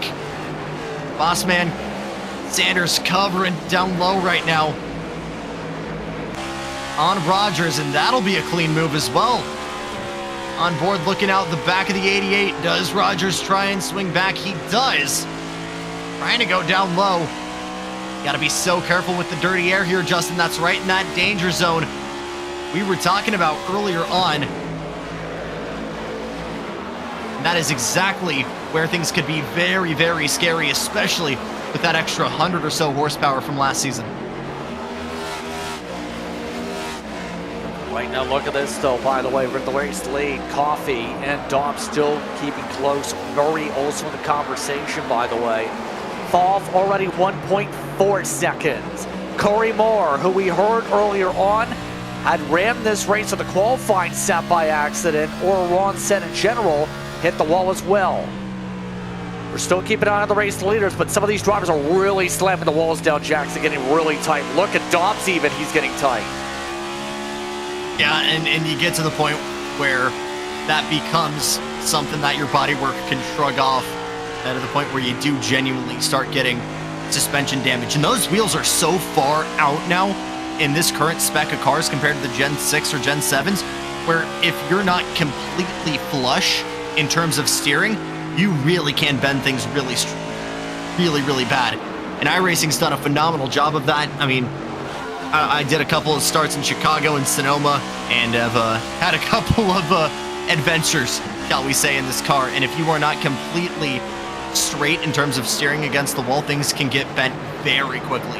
So a lot of these guys really need to be careful. You can tell right now Moore getting tight as well. Yep.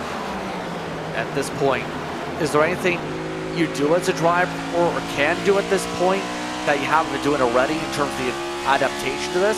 Mind you, with all this too, the big thing is some of these drivers are really thriving. William Owens, we talked about his struggles parts of the season in several leagues.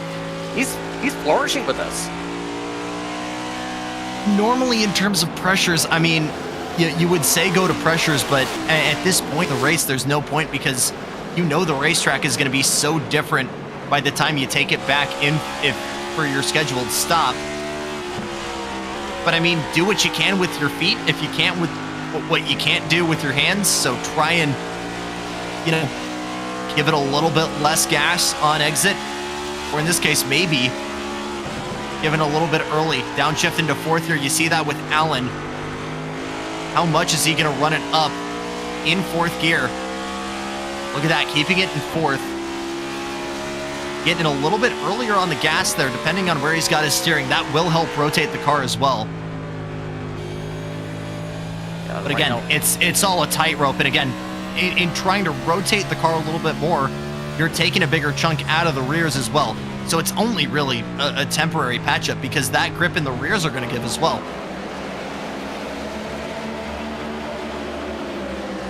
Yep, and we see just how much some of these drivers are adapting to the style of racing.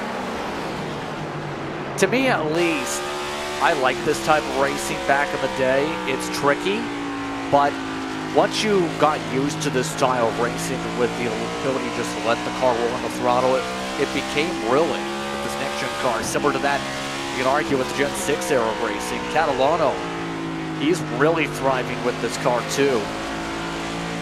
That snakeskin machine has been able to power its way to its best race yet after having a rough start. Bowie still side by side though, looking to take away the spot.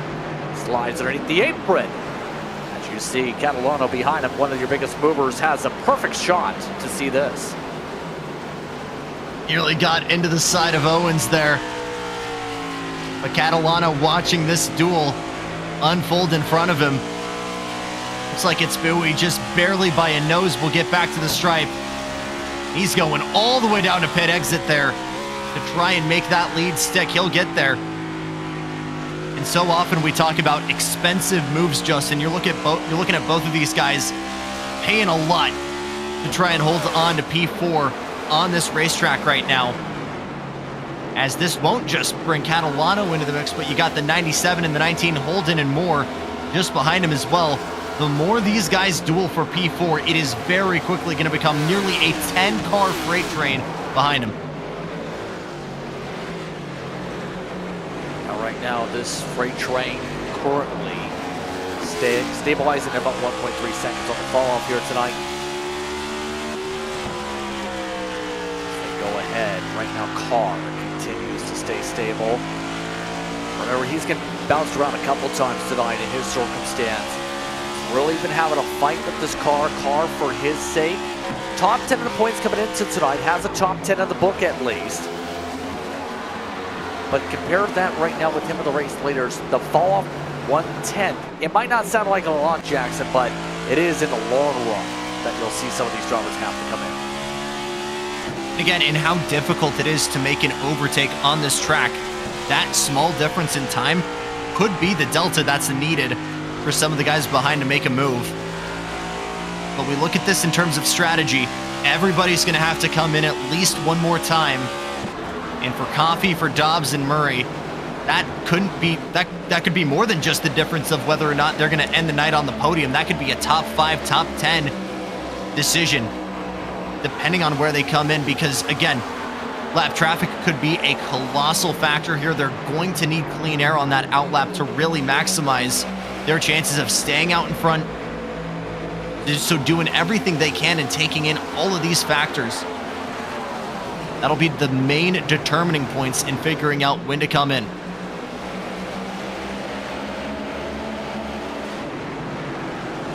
Exactly here. Less than 70 laps to go.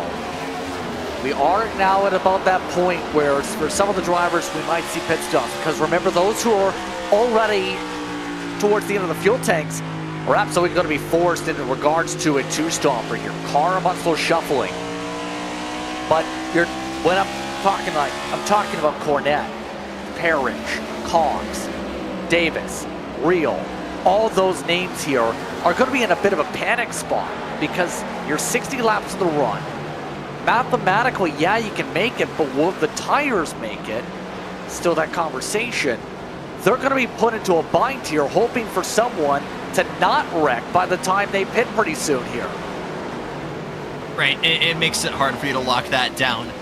But for Cornette, and King, those guys were top 5, top 10 on the restart. Now they've dropped back at least 5 positions. Is that still something, even knowing you've got a caution that could throw that all away? Is that something you still potentially go and do? We'll have to wait and see here. But with 67 laps to go, you're getting to the point where you got to make that dice roll sooner rather than later.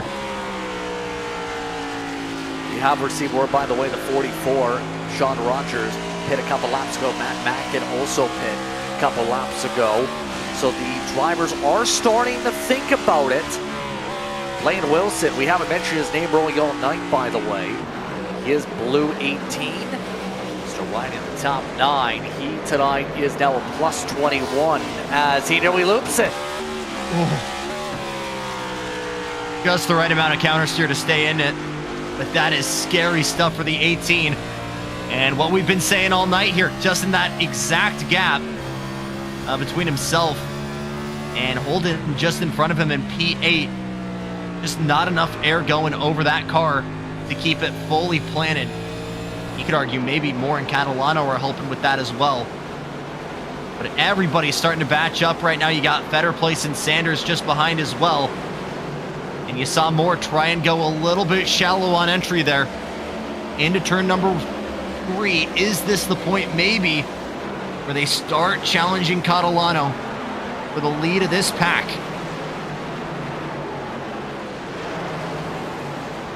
That's the big thing. Especially since technically Owens leads it, but he's up by more than a second just about. Right. I'm surprised how well Moore's done with what we heard with his car situation. Because, remember, he qualified on the pole tonight. But you can only do so much in terms of adjustments to your spring perches as well as your tire pressures once you're actually in the car. If you mess up the setup, you're in a big-time box. Greg Carr, further back in the 25, again was fighting for the top 10. And right now has Sanders in better place in his way. But looking to work his way back into the mix. You've got some lapped cars as well that could make this a little bit interesting. The 97 of Holden now going a little bit wide in that SWM machine. Car nearly into the side of Sanders further back. But here we go. Dominoes starting to fall in the mid-pack. And some guys really starting to see significant fall off, I should say, in terms of grip for these Goodyears. So at what point do you throw the flag in? And do you maybe go into the pit lane? You see Barry actually, or excuse me, I think one of the guys coming in as well. That's the 44 of Sanders, I think. Well, or no, this is Barry Sanders, the 44 of Rogers, back in the pit lane. Oh, again? Something just happened to the 44, you're right. What happened to Rogers? Because he had already pit and he is done.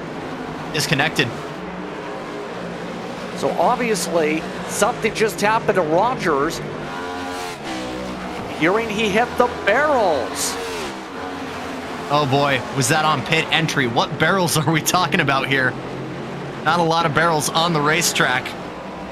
And you get shades of the grand finale here a couple of years ago. Was it potentially making a mistake on pit entry? On board with the 44. Oh my goodness. It was a rage quit. Not sure what it was. I think it maybe was...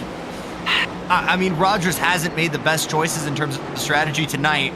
And I think maybe that was a realization that he came in just a tad earlier than the remainder of the pack and made maybe just another incorrect call from the timing box. I think that's the second incident like that we've seen this season from him. By the way, tires are popping, Zach. That's becoming an issue here, you're noting. Yeah, we just saw the 67 come over the radio, said he had a flat tire, and so he was able to bring it down pit road. So just something to note here as we get later and later in these runs, that guys start to decide if they're going to hit pit road or not. Back up to you.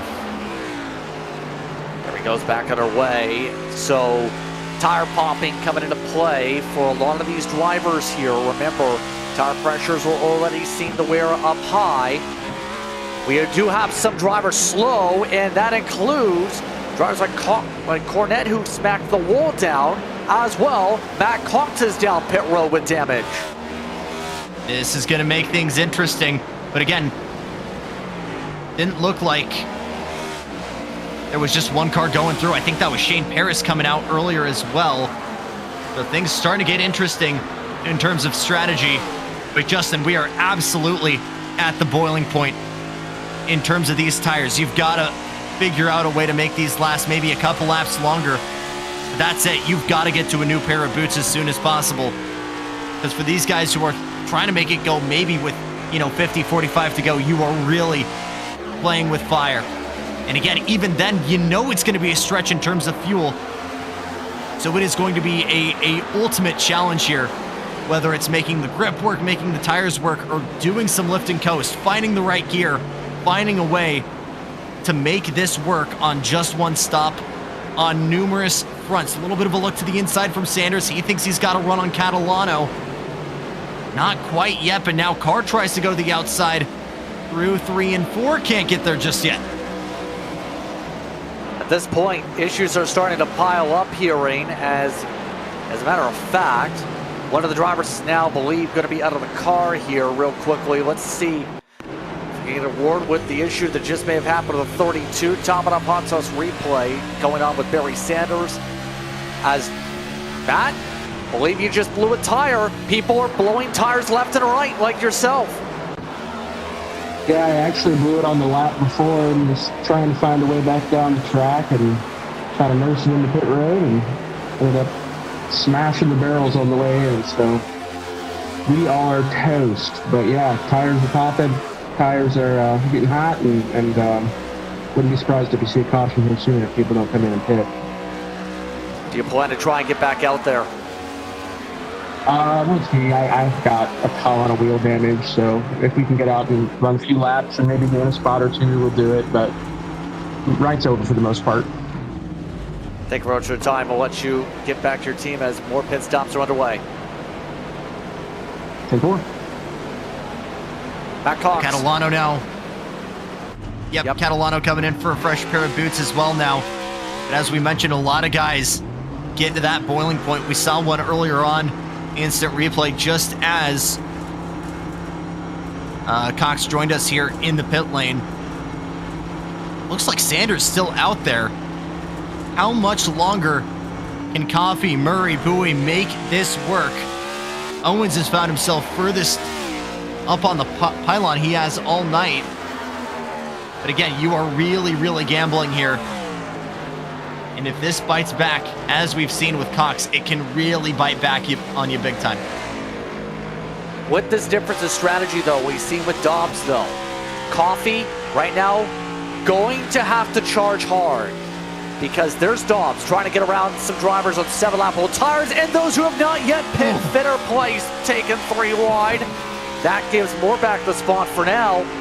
But these differences could be huge later. You're talking potentially a half a track distance that Coffee will have to close if it stays green.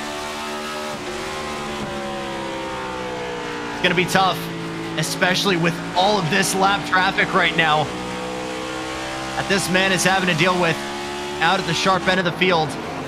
But Dobbs is a man on a mission. He knows he's got his machine dialed in. And he's just got to find clean air to the front of that Toyota Camry. And by any means possible. Here we go, your race leader, Alex Coffey's in pit lane. Coffee time to be able to take tires for the money stop. Now it's going to be the tough part of how does he set up compared to Dobbs. He's going to be a fair bit back. Dobbs into the wall. The 35 just stopped in the fence in 3. He still keeps going, but that could have been disaster. Only so many times you can get away with it. We were talking about it earlier on. And if that steering is not completely flush with the wall, you can get to some bent suspension very quickly. That's Coffee on exit. But what of the 35? Watch this, coming into 3 and 4. How much is he sending it? Oh, up into the marbles. Yeah, and he knew it. Straighten the steering wheel out. But is that something he could be nursing for the remainder of this stint? We'll have to wait and see. Yeah, that was a strange one. Just jumped the cushion into the marbles. That would cost him a couple seconds, possibly. Barry Sanders, the last one to pit here amongst the leaders, by the way. Murray already in his box, who had led himself a couple laps there over that sequence. Barry hoping for a caution. You know why? If he was to get a caution, only 8 cars would be on the lead lap, maybe 7. Race leader number 8 of the evening. Solid running, actually, to end off last year. I believe 3 top 10s to close the season. But simply put, for the guy driving the 88, this could be huge. He's got a lot of guys trying to get their laps back, though, down low. And will play relatively nicely to him. But Sanders, your last guy out. How much longer is he going to try playing this game? And at what point do the advantages of staying out start to undermine the disadvantages? We'll have to wait and see, but already you can see the difference right now in fresh Goodyear Racing Eagles to the remainder of the field, as we're nearly 3 wide right now. A couple of guys trying to make positions around the outside. I believe that's Bowie high in the 51. Yes, it is. You got Murray and Davis trying to go with him as well. How much longer is Sanders going to try and make this stick? So we're at 64 laps on the run. The more he turns around the track, the more cars unlap themselves here. Next up in the order, George Jr., who's already a couple laps down. Ryan Catalano would be the next one for the lead lap to get back to that mark. See that 88. Just trying to stay out of the way here, knows the circumstances. And Catalano grazes his quarter panel, still holding on to it as Sanders. That is Code Brown, man, doing everything you can to try and hold on to that lead lap, because you know the more people that you let by, more that could be a problem if you really try and extend this stint. But I think for Barry, it's becoming pretty apparent that unless this yellow flag is coming, you've got to take it to pit lane as quickly as possible. But I think really this man right here is going to be the determining factor on whether or not he stays out or goes into pit lane. And there it is, yellow flag. And that could be huge for Barry Sanders. Some frustration popping up as Shane Parrish and the Mars machine got hit. That's after the 83 and 22 made contact in 1 and 2, Jackson. That puts us under yellow late in this one with under 40 to go. How's this for stirring the pot and potentially a big motivator for Sanders? But you look a little bit further back, and a guy who's had such a good night so far, Shane Parrish. Got the 51 or more, trying to go wide on the outside, and the 22 going down low. And you can see some frustration being reported there from Justin from Parrish. And you got to understand why. Dude was holding his line. He had the 22 trying to make that move work down low. You can understand why Parrish was calling himself a passenger there.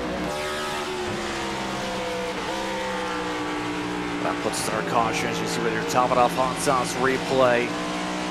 Some trouble sparking up. Barely missing a buoy in that circumstance, by the way.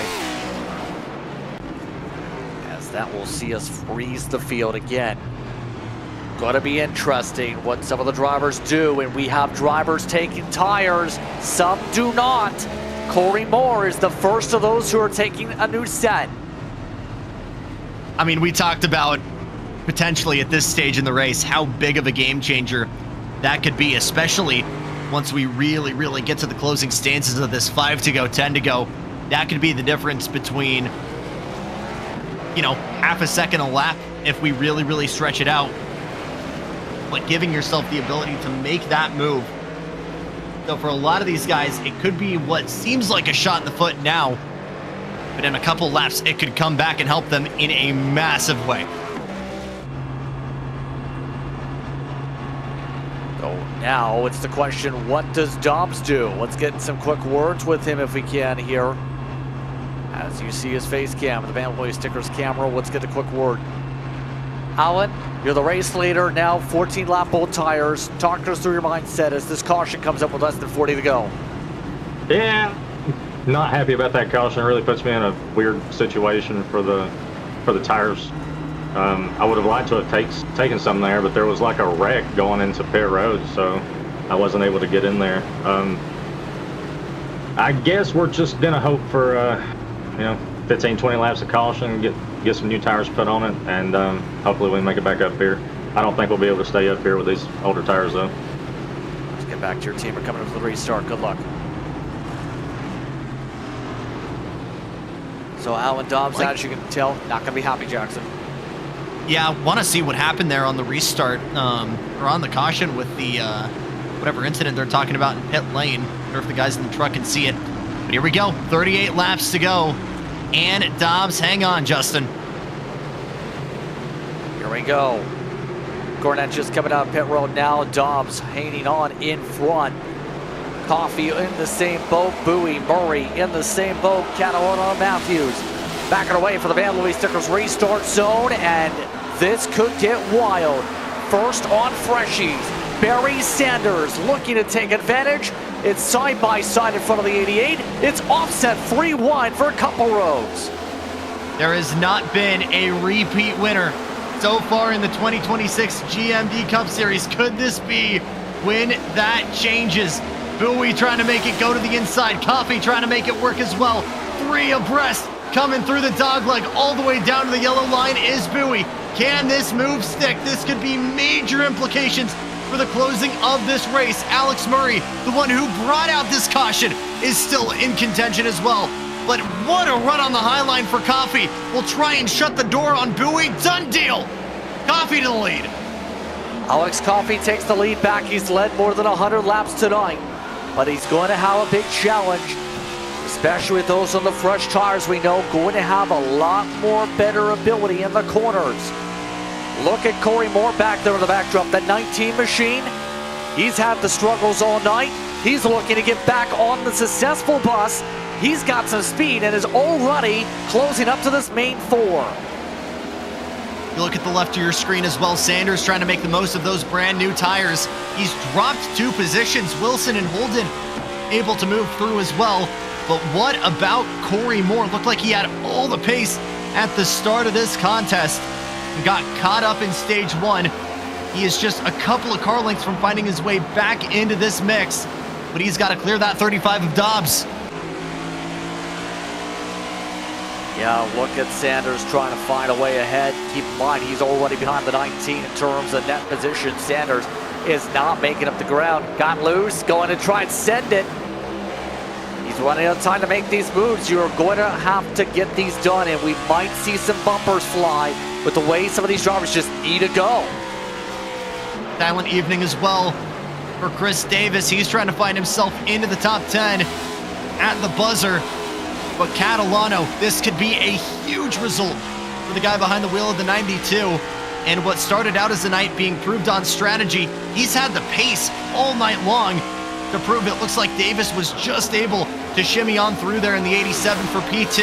Can Bowie and Murray potentially do the same here and take this lead from Coffey? It's looking really good for Murray here, but he's got to make a move on that 51 first.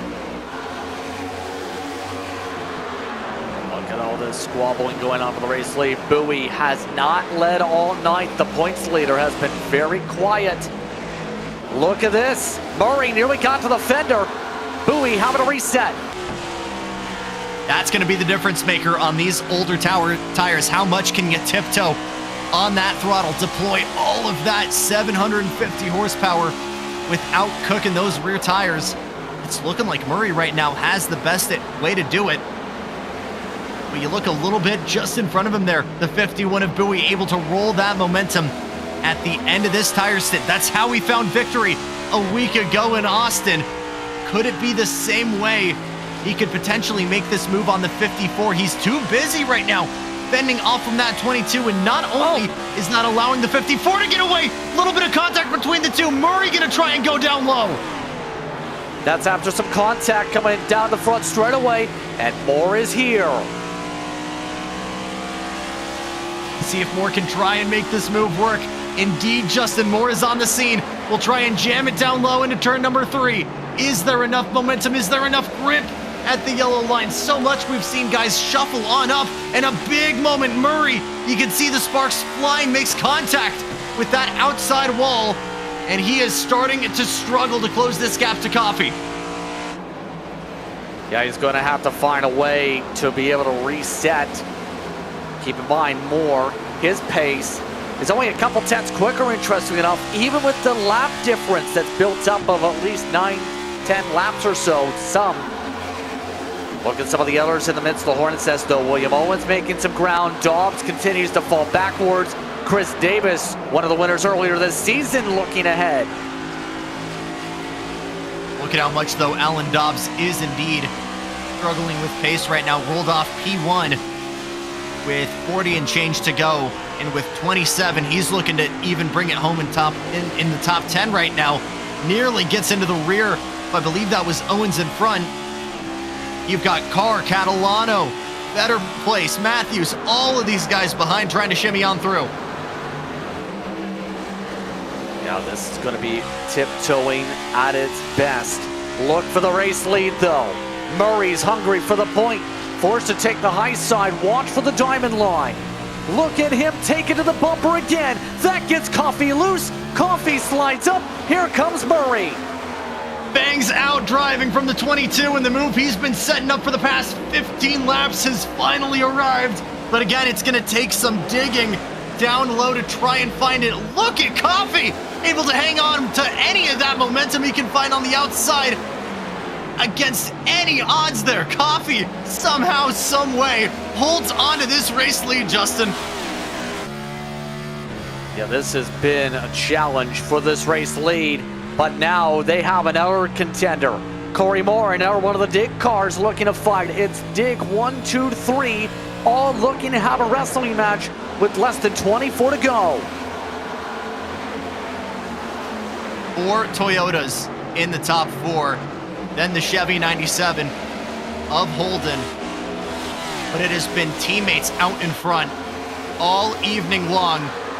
And you gotta imagine the communications from Dig is simply put, have at it, boys. You definitely see it with Murray trying to use the chrome horn there on Coffrey. A little bit of lap traffic up ahead. That will make things interesting as well with the Walmart machine of Cornette. How much is he gonna play into this? Yeah, this is going to be important to get by quick. How quickly do they get this job done? Here comes Coffee hugging the inside. Maria likes to go a lane up. Moore, I think, may have hit the equalization point, Jackson. How difficult is this going to be? Look at the traffic, though. Murray not having a fun time getting around it. Uses the bumper on Cornette. Even just that half a corner is huge because that's given Coffee a little bit of breathing room over Maury. Now is able to work his way through. Well, look at this. That 83 continues to defend. He knows he needs to be as far forward to get his way back to the point if the yellow flag falls. So Cornette, again, defending that position tooth and nail. It was holding up Murray a lap ago. Now it's holding up both Moore and Holden. But the going's getting good.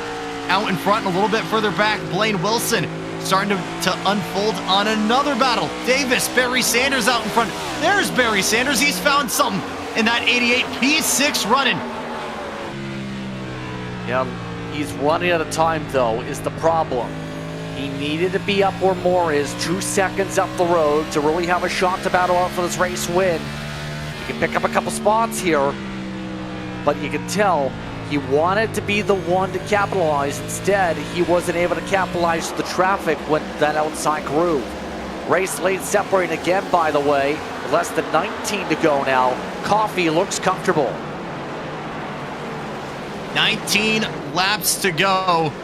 3/10 the gap between Coffee and Murray.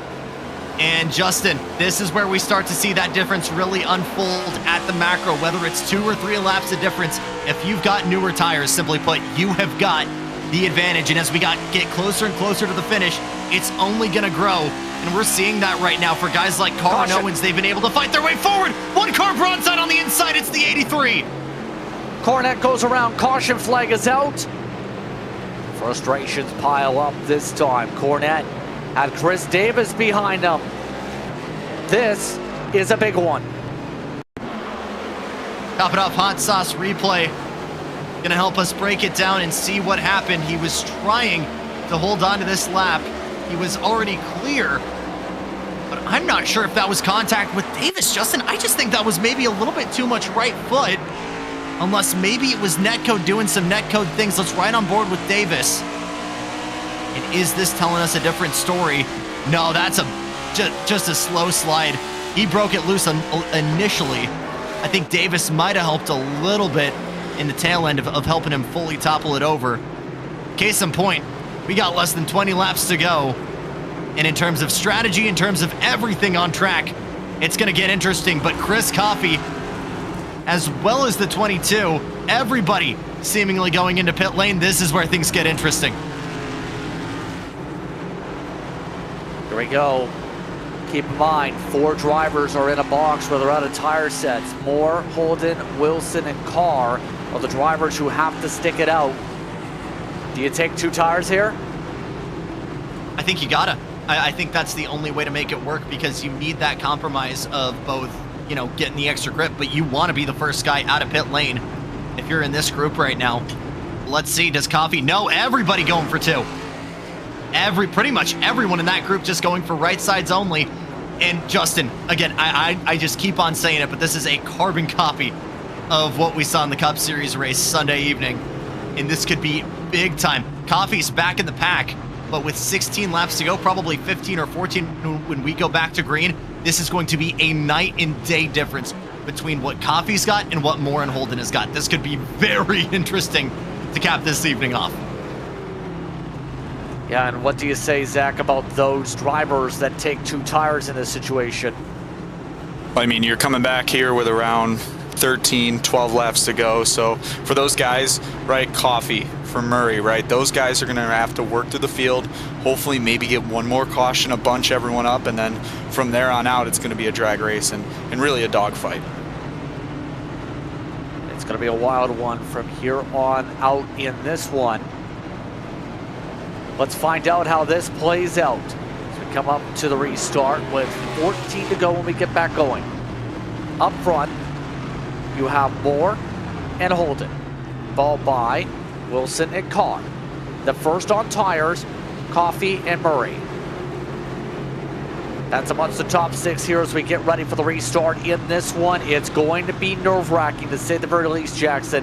Your approach here on this what could be the critical restart. It's got to be action, and it's got to be movement quick. If you're Coffee or any of these guys further back on tires, and essentially if you're anyone out in front on olders, you just got a white line to find momentum anywhere you can and hope that you can survive this next 15 laps. Let's do it. Beverly Stickers restart zone. Here we go.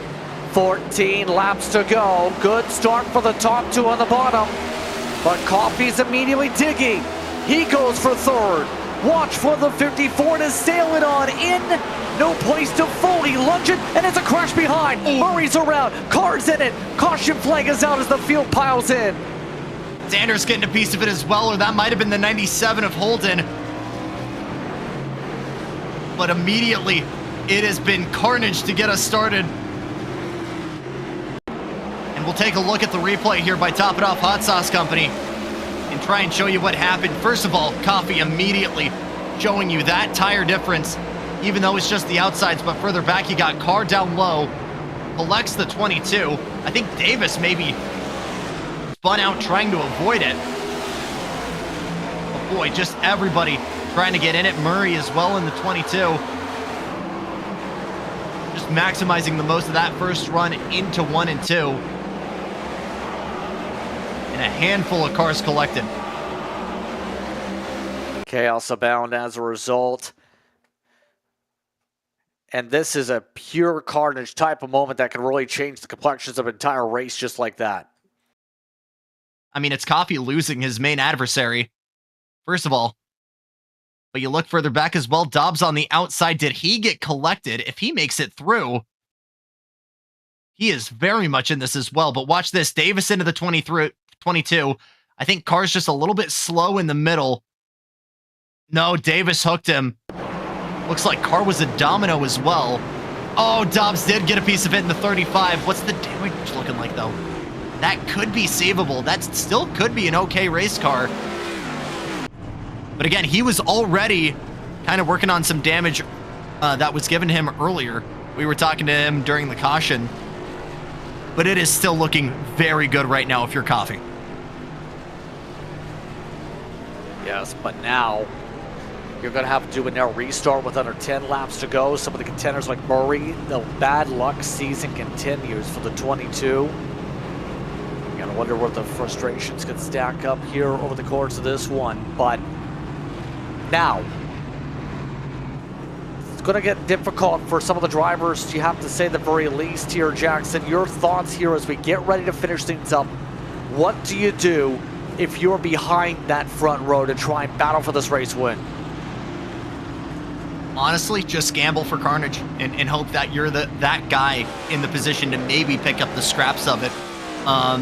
If not, try and find the run, work with the guys that are faster than you, and just hope that you can make a move stick. Lights are on top of the iRacing pace car right now at the moment, so we'll return to the racetrack. 10 laps to go. Zach. Yeah, just really looking at Blaine Wilson's right front right now. He's got crunched in. He said it's 10 seconds of repair, but it's really affecting the car. So we're going to come back green here. He's going to try to hold on to P3, but we'll see how it shakes out. Find out how this plays out for the 18.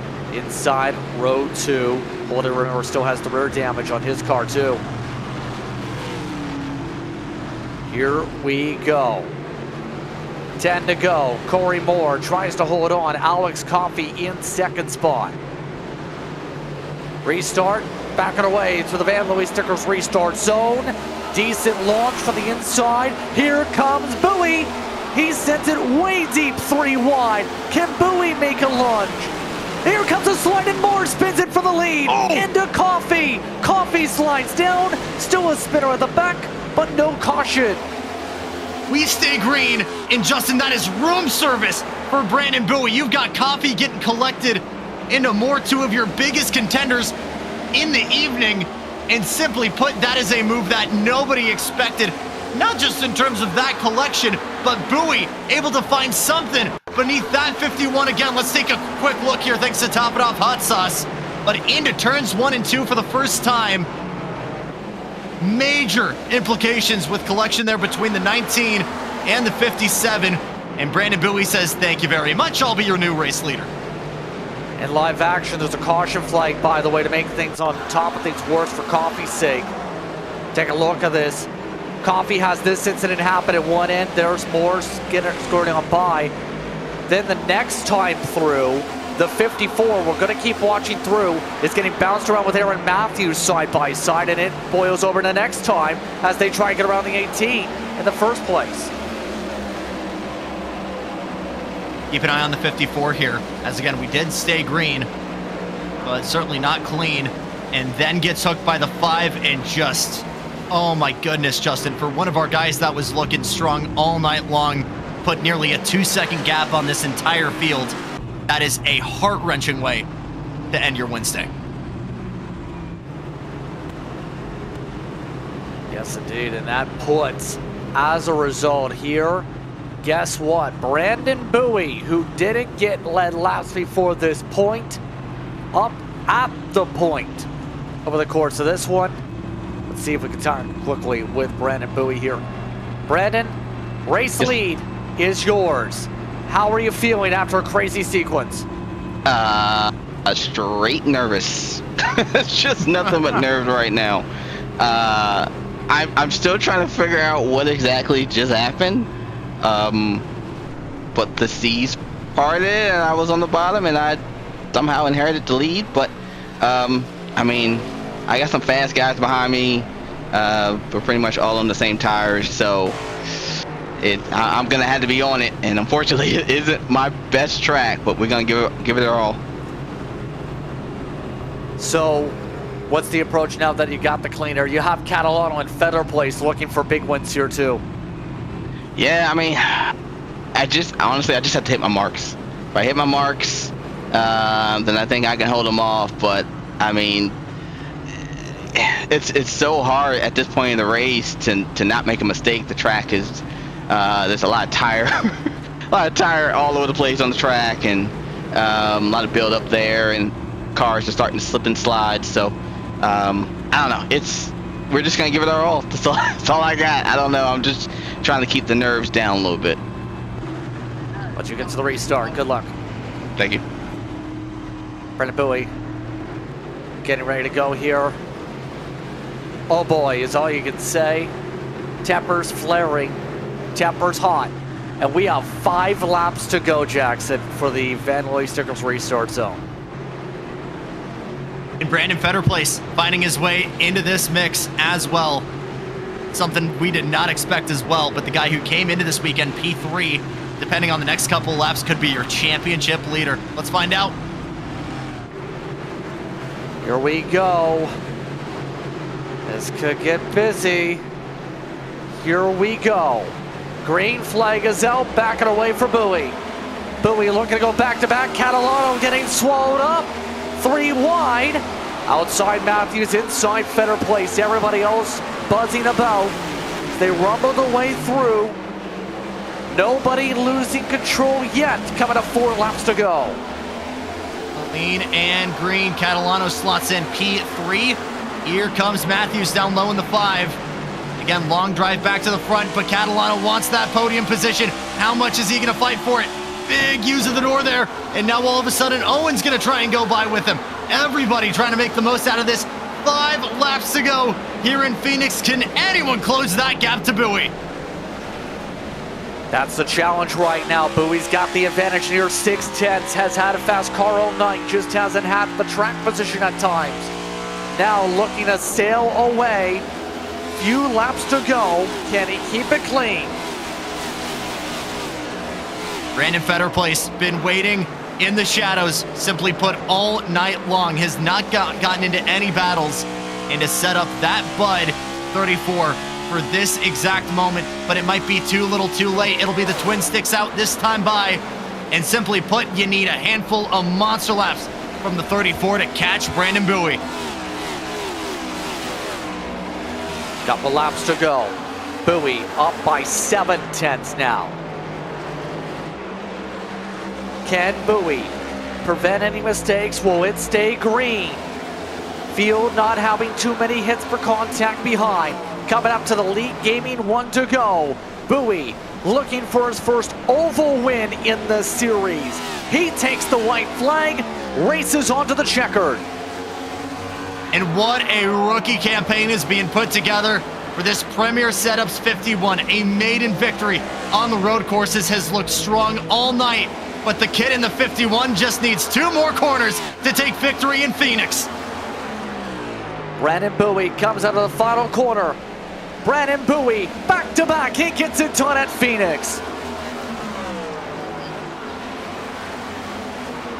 For Bowie, his second win already on the campaign. He's been making a great impression here in Moonshiners, to say the very least. He keeps up the momentum and will carry his way forward with some assistance. Yeah, this will be a popular one in the paddock. The guy that's impressed a lot of guys earlier on, not just in driving, but in terms of personality. You heard it from him as well coming back. Guy is really, really difficult to hate, but has been just phenomenal, not just on the road courses, but we've really starting to see him flex this muscle. And the 51 is going to burn it down here in Arizona. Brandon Bowie gets to burn it on down. He'll make his way once again to victory lane to celebrate. Victory Designs Victory Lane, the place to be for Brandon Bowie tonight. He gets to cheer on his victory. Wonder if he's going to remember you can drive into this victory lane here too. I don't think he was necessarily envisioning tonight as being a possible win. We'll have to see, though. Yep, I think he's just happy with the loop-de-loops right now, going for the full burnout effect, to say the very least. But as he celebrates, we'll take a quick step aside. When we come back, more coverage of the Moonshiners Racing League. You're watching tonight's action here on Precision Entertainment. The RS Button Box is 220 from Phoenix.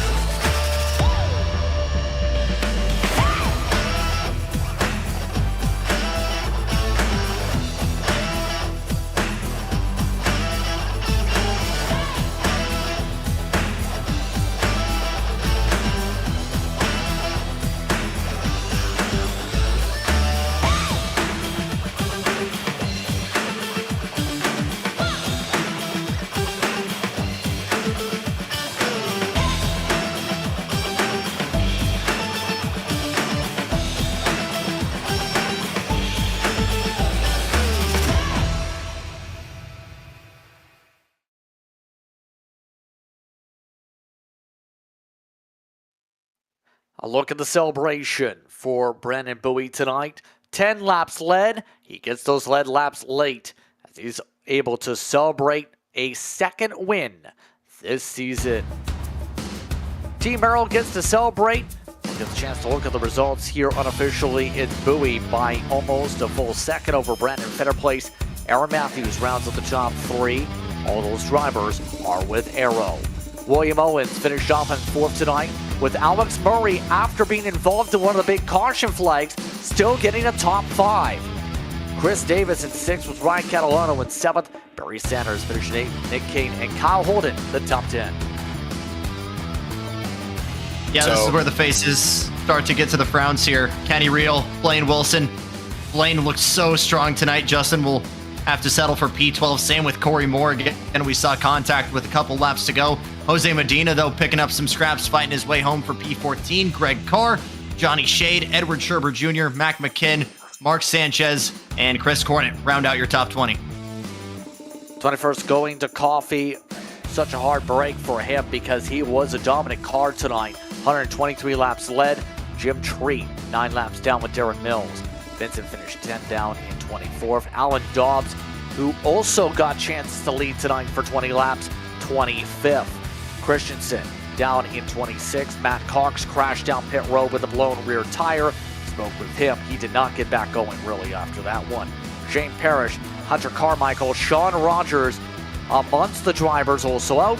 Same for Paul Gallimore, Timothy Harper, Matt Metler, and Randy Belk after what was a frantic one in the late standings. But it's a chance for these drivers to celebrate tonight, at least for those who get the chance to take the checker flag.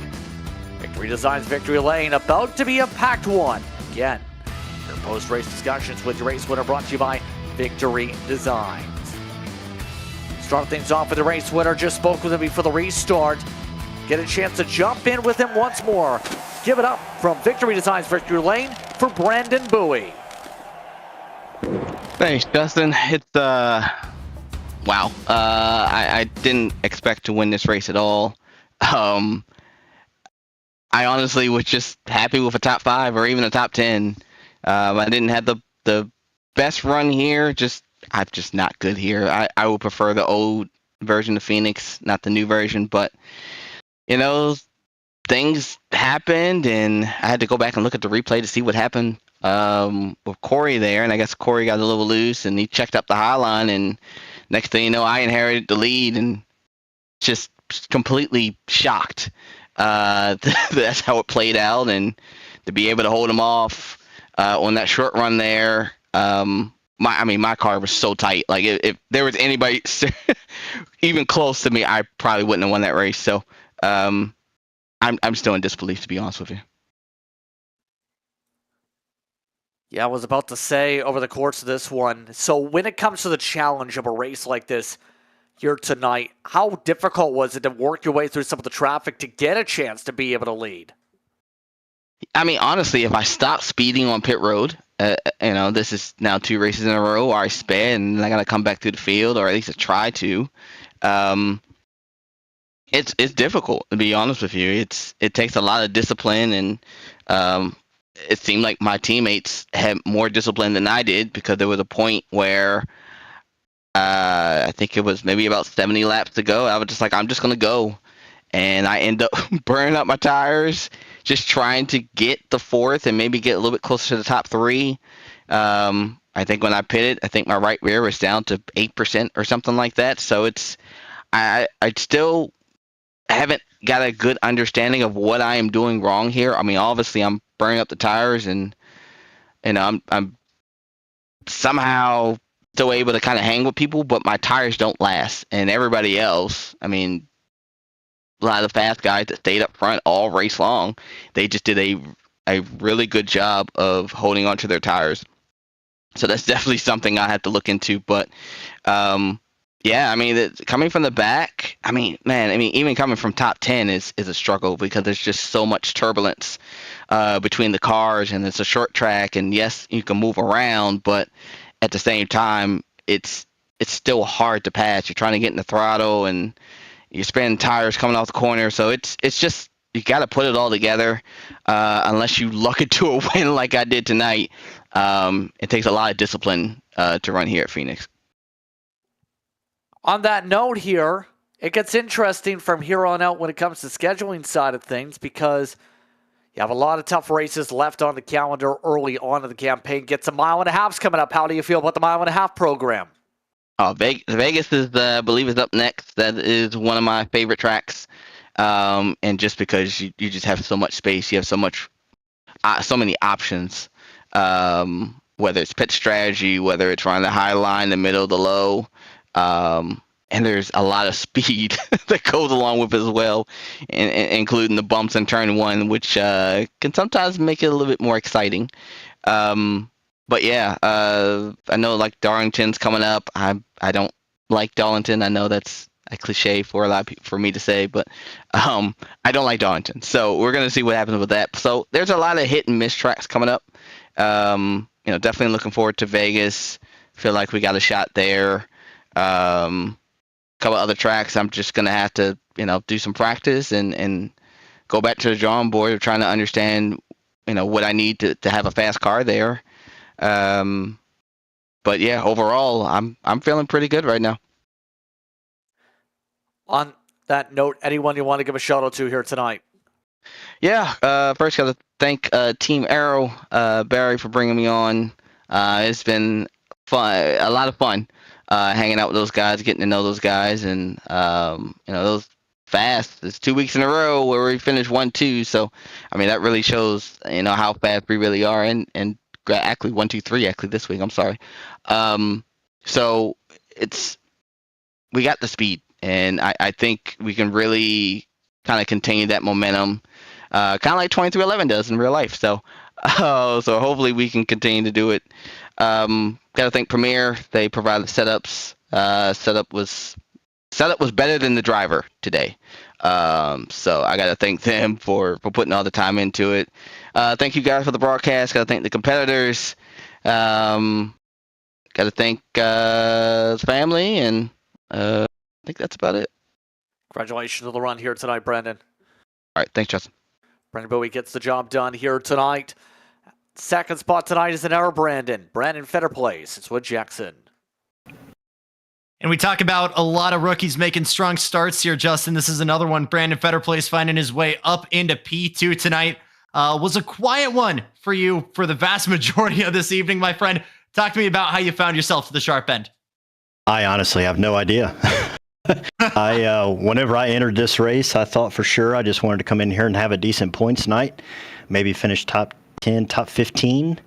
And I guess I just kind of kept my nose clean and stayed out of all the accidents, and the tire fall off was really wild tonight. So I just kind of kept charging forward, and here we are. I'm really surprised. I'm just as surprised as everyone else. Brandon was talking just a couple of moments ago about how tight his car was, accrediting that if there was anyone near him giving him dirty air, it would have been Curtains. Is there anything you can share on just how difficult it was for you to bring this 34 home? He was fighting tight. I was fighting loose. So okay. I knew that the car needed to turn, or else I'd be in the same boat as him. But I also needed to protect the right rear. So, it was just a fine balance all night, just constantly messing with the brake bias, constantly checking your throttle inputs. It was very nerve-wracking there for time after time, lap after lap. But I'm tired after this one. We can tell. Hey, not only do you find yourself back on the podium, but after that chaotic last two restarts, you find yourself now P2 in the standings, kind of a breakaway here with Brandon. I'm not even going to start with where you expected to be, but you find yourself now with a pretty solid cushion heading into week 6. How much of a confidence booster is it to find yourself at this far up the pylon at this point in the season? It's definitely a little bit of a weight off, but, you still keep in the back of your mind that, it's still every week you need to get decent points. I'm a little, Brandon and I we're probably able to have that one mulligan, but at the same time, can we really? Because, any given week, someone is going to outpoint us and, knock that down. So I'm just going to keep digging and keep doing what I can do and try to get points. Who do you want to thank for getting here tonight? First and foremost, thanks to Team Arrow. Thanks to Barry Sanders for allowing me to race for him. And thanks to Premier Setup Shop for all their rocket fast setups that we get. Thanks to y'all for the broadcast, everyone that watches, all the league sponsors, all the admins, all the people that make this happen every week. Good stuff. Brandon Fetter place P2 tonight, Justin. Yes, indeed. Fetter place getting on the podium. Same for one of the hard chargers, up 29, Aaron Matthews. Gained a lot of positions tonight in the 5 car. You had to work for this one, didn't you? How are you feeling in this car? I'm tired. Yeah, I had to work pretty hard for this one. Yeah, how tricky was it having to basically come from essentially 32nd? That's near the tail. It was rough. Really didn't know what to expect. I didn't have any practice. Barry and them, they helped me out with setups and whatnot and adjustments. I just kind of stayed out of trouble best I could and managed the tires best I could. And I was terrible at that. But somehow I snuck through all the mess and ended up third. Yeah, so with that being said here, with a race like this tonight, looking to see at a unofficial point tally, he's not updated quite yet, but this definitely helps you after you had a -11 last time out. So what is now that mindset after a few races when it comes to this championship? And I just I missed last week, and that really hurt me to the point. So I just got to be able to show up and just keep digging every week and see if I can't dig myself out of the hole. Any shows you'd like to give here tonight? Anyone you want to give a shout out to? Yeah, I got to thank Barry and both the Brandons. They helped me out. They coached me all night long. Team Arrow, all about sheet metal, RS button boxes. Got to thank y'all for the broadcast. Congratulations on the run here tonight, Aaron. Congratulations on the survival challenge. Okay, thanks. Aaron Matthews survives amongst the top three here tonight to get to Victory Designs Victory Lane's top three podium. Like thank the top three for speaking with us during post-race coverage tonight here on Precision Entertainment. Your final thoughts here tonight, Jackson, as we return onto the screen in the next moments or so. These drivers definitely had a challenge tonight in the late stages. It came down to survival in the end. Dude, that was not good for our blood pressure in the last 10 laps or so either. But man, that was a lot of fun. I mean, it's always a good race in the last couple of weeks or the last couple of laps where you feel like genuinely anyone can win it. And even, barring that accident, you got the feeling that anyone, even on the same strategy as Coffee, or anyone who stretched it long, had a shot of maybe getting victory there. But we've still got some phenomenal ones to come here before we really dig into this 2026 season. I don't know if I'm going to get the opportunity to come back. I hope so, because, man, this has been fun. But you guys definitely have someone, if not, tuning in every Wednesday. Yes, indeed. And the next race is going to be an interesting one because it's the first 1.5 mile race of the season. Las Vegas Motor Speedway for your schedule. That's Wednesday, March the 18th. Catch that here once again on Precision Entertainment. 8 p.m. Eastern Time, the start time for when we go live for that coverage. We'll see you at that point. But it's just about time to say goodnight for tonight's coverage. For my co-announcer tonight, Jackson Lambrose, for producer Ryan Bauer, for everyone when it comes to our crew and Zach, including Zach Case down at Pit Road and Whiplash Simcans for the cameras. I'm Justin Prince saying so long to the rest of your evening. We hope you've been watching and enjoying Moonshiners Racing League coverage tonight as we continue on with the quest to see who battles for the championship. We'll see you next time out from Simpson.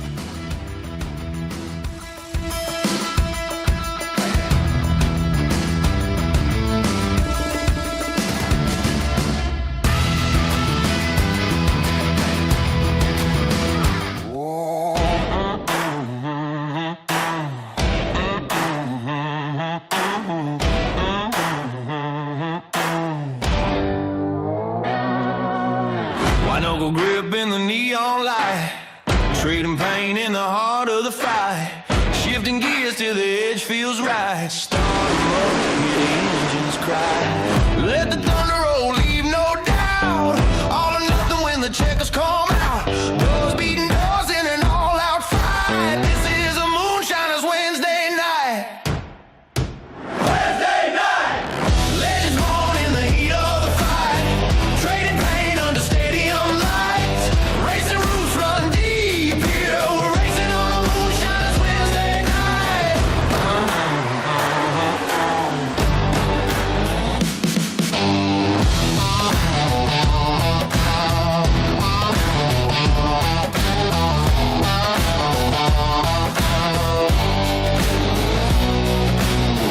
Every track has a story to tell.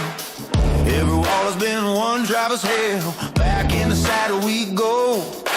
Ring a bell like a moonshiner. We're riding on rails, checkers or records, send it in, set sail. Legends born in the heat of the fight, trading pain under stadium lights. Racing roots run deep here. We're racing on a Moonshiners Wednesday night.